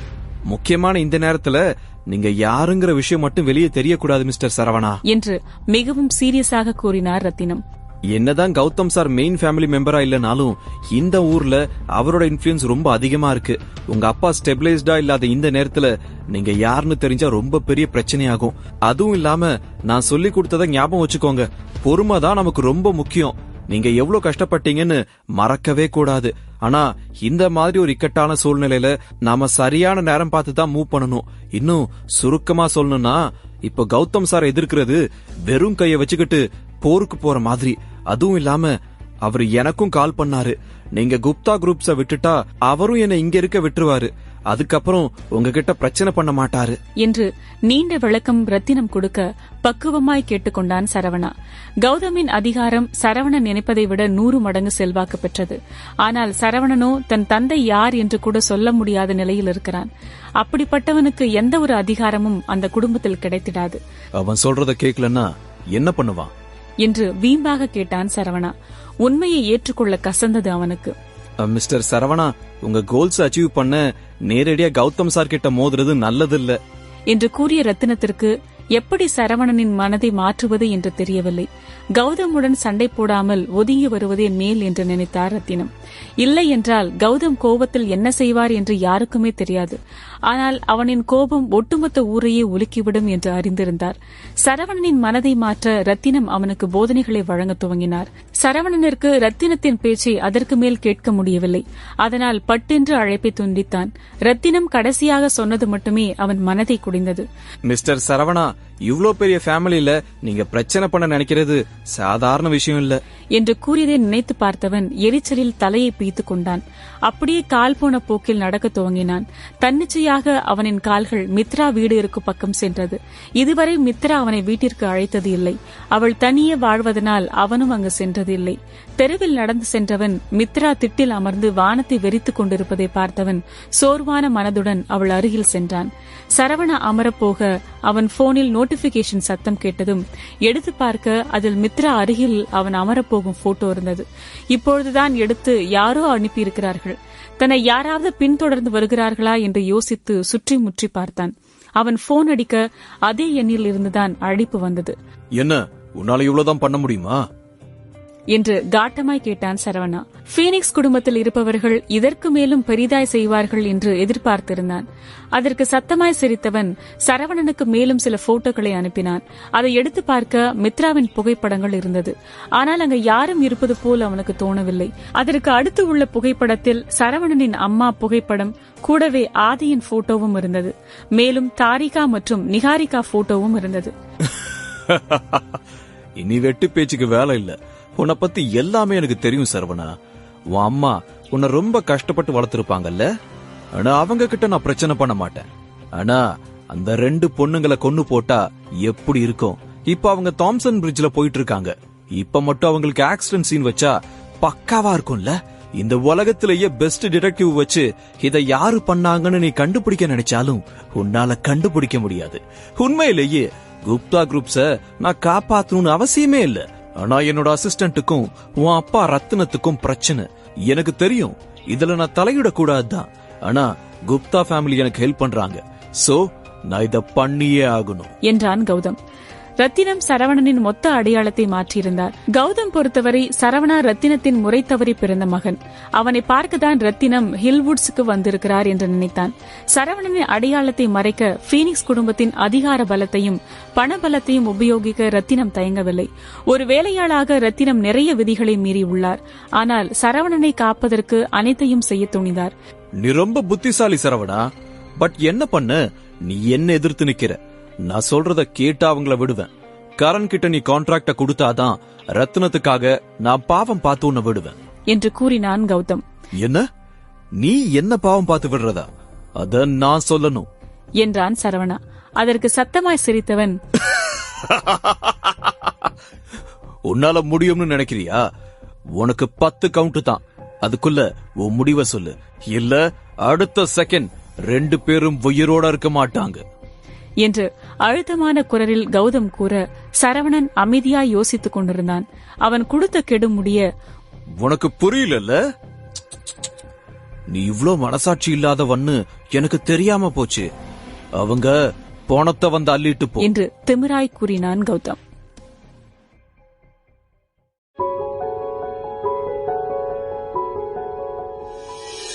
அத்தியாயம் 49. சரவணனின் அப்பா.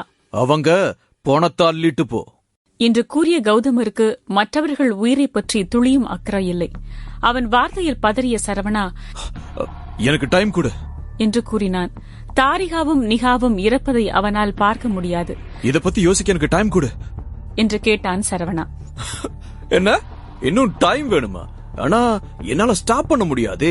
இப்பவே ஆளுங்களை அனுப்பி அவங்கள சொர்க்கத்துக்கு அனுப்புறேன் என்று தெனாவட்டாக கூறினான் கௌதம். தனக்கு நேரம் இல்லை என்று உணர்ந்தவன் வேறு வழி இல்லாமல், சரி சரி, நீ சொல்றத கேக்குறேன் என்று சரணடைந்தான் சரவணா. ரத்தினம் கூறியது போல் அவன் பொறுமையாக எப்போது இருந்திட வேண்டும். இனி தன் எதிரி குப்தா குரூப்ஸ் இல்லை, கௌதம் தான் என்று நினைத்தான். கௌதம் போனை அவனுக்கு அருகில் இருந்தவரிடம் தூக்கி வீச அந்த நடுத்தர வயதுடையவர் அதனை கேட்ச் செய்தார். கௌதமின் அசிஸ்டன்ட். சரவணா, நீ ரத்னத்தோட புள்ளையா இருக்கிறதுனால முட்டாள்தனமா எதுவும் பண்ண மாட்டேன்னு நினைக்கிறேன். கௌதம் சார் எதிர்க்க நினைச்சா நீ இருந்த தடம் தெரியாம போயிடுவ என்று மிரட்டினார். அதில் பல்லை கடித்த சரவணா, இப்ப நான் என்ன பண்ணணும் என்று அழுத்தமாய் கேட்டான். ரொம்ப சிம்பிள். பிராட்காஸ்டிங் ரைட்ஸ கரண் கிட்ட கொடுத்துரு. அப்புறம் உன் ஃப்ரெண்ட்ஸ பத்தி கவலைப்பட வேணாம். பீனிக்ஸ் குடும்பத்துல இருக்கிறவங்க சொன்ன வார்த்தைய மாற மாட்டாங்க. நீ அவங்களுக்கு ரைட்ஸ கொடுத்தா நான் ப்ராமிஸ் பண்றேன், குப்தா குரூப்ஸ் உனக்கும் வேந்தன் ஃபேமிலிக்கும் தொந்தரவு கொடுக்க மாட்டாங்க என்று கூறிட அழைப்பை துண்டித்தான் சரவணா. அடுத்த 10 நிமிடத்தில் தாரிகா சரவணனை பார்க்க வந்திருந்தாள். அதே நேரம் சரவணாவும் குப்தா குரூப்ஸின் மீடியா கான்பரன்ஸ் நடக்கும் இடத்திலிருந்து வெளியேறினான். சரவணனை நெருங்கியவள், சரவணா, ஜஸ்ட் மிஸ்ல எங்களுக்கு ஆக்சிடென்ட் ஆயிருக்கும். எங்க இனிமே உன்னை பார்க்கவே முடியாதுன்னு பயந்துட்டேன் தெரியுமா? நாங்க வந்துட்டு இருக்கிறப்போ ஒரு ட்ரக் எங்களை மோதுற மாதிரி வந்துச்சு. அது மட்டும் மோதி இருந்தா இந்நேரம் நாங்க உயிரோடவே இருந்திருக்க மாட்டோம் என்று பயத்தில் கூறினாள் தாரிகா. ஜஸ்ட் மிஸ்ல உயிர் பொழைச்சிருக்கோம் என்று தாரிகா கூறிக்கொண்டே இருக்க சரவணன் அமைதியாய் கேட்டுக் கொண்டிருந்தான். அவனுக்கு தான் இது முன்னவே தெரியுமே, கௌதம் தான் வேண்டுமென்றே அவன் யார் என்று காட்ட இப்படி செய்திருக்கிறான் என்று.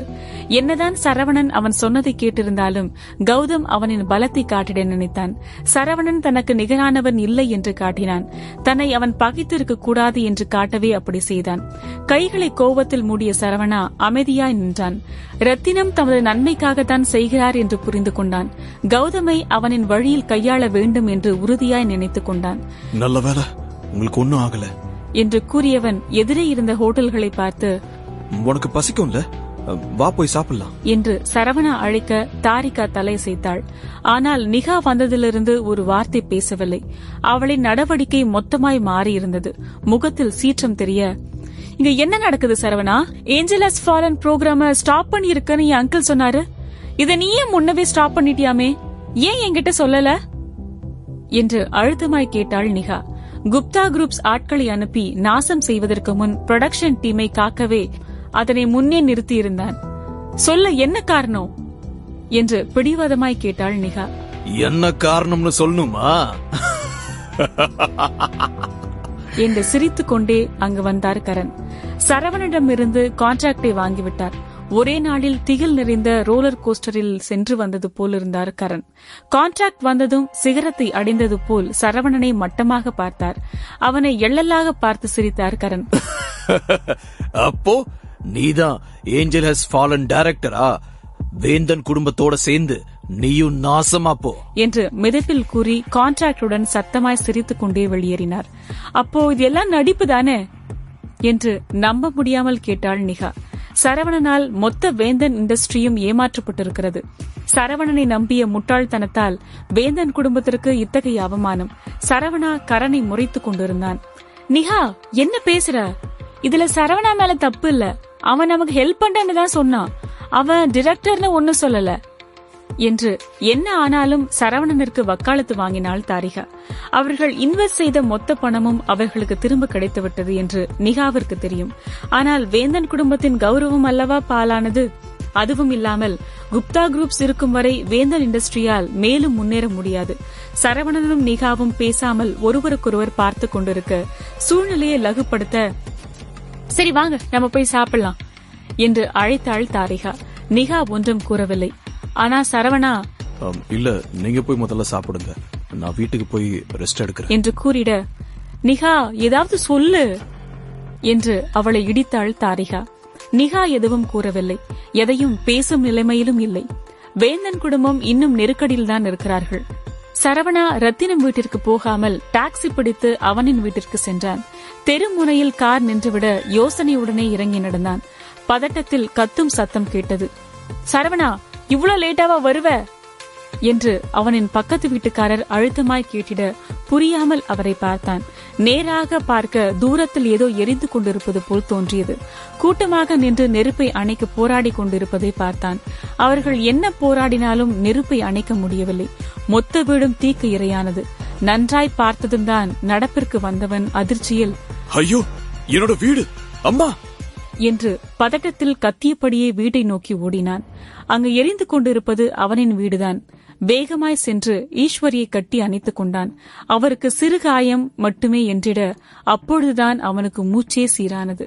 இன்னும் தீயணைப்பு வீரர்கள் வராததனால் சுற்றி உள்ளவர்கள் அணைக்க முயற்சி செய்து கொண்டிருந்தனர். அம்மா அம்மா எப்படி ஆச்சு என்று பதட்டத்துடன் கேட்டான் சரவணா. சரவணனை கட்டிக்கொண்ட ஈஸ்வரி அழுதபடியே, நான் கிச்சன்ல சமைக்கிறப்போ திடீர்னு கேஸ் வெடிச்சிருச்சு. என்னாலதான் நம்ம சொந்த வீடு இப்ப சாம்பல் ஆகுது என்று அழுதார். கேஸ் தானா இப்படி வெடிக்கும்? அம்மா எப்போதும் கவனமா தானே இருப்பாங்க. அதுவும் இல்லாம போன மாசம் தானே புது கேஸ் டேங்க் ஃபிட் பண்ணோம்.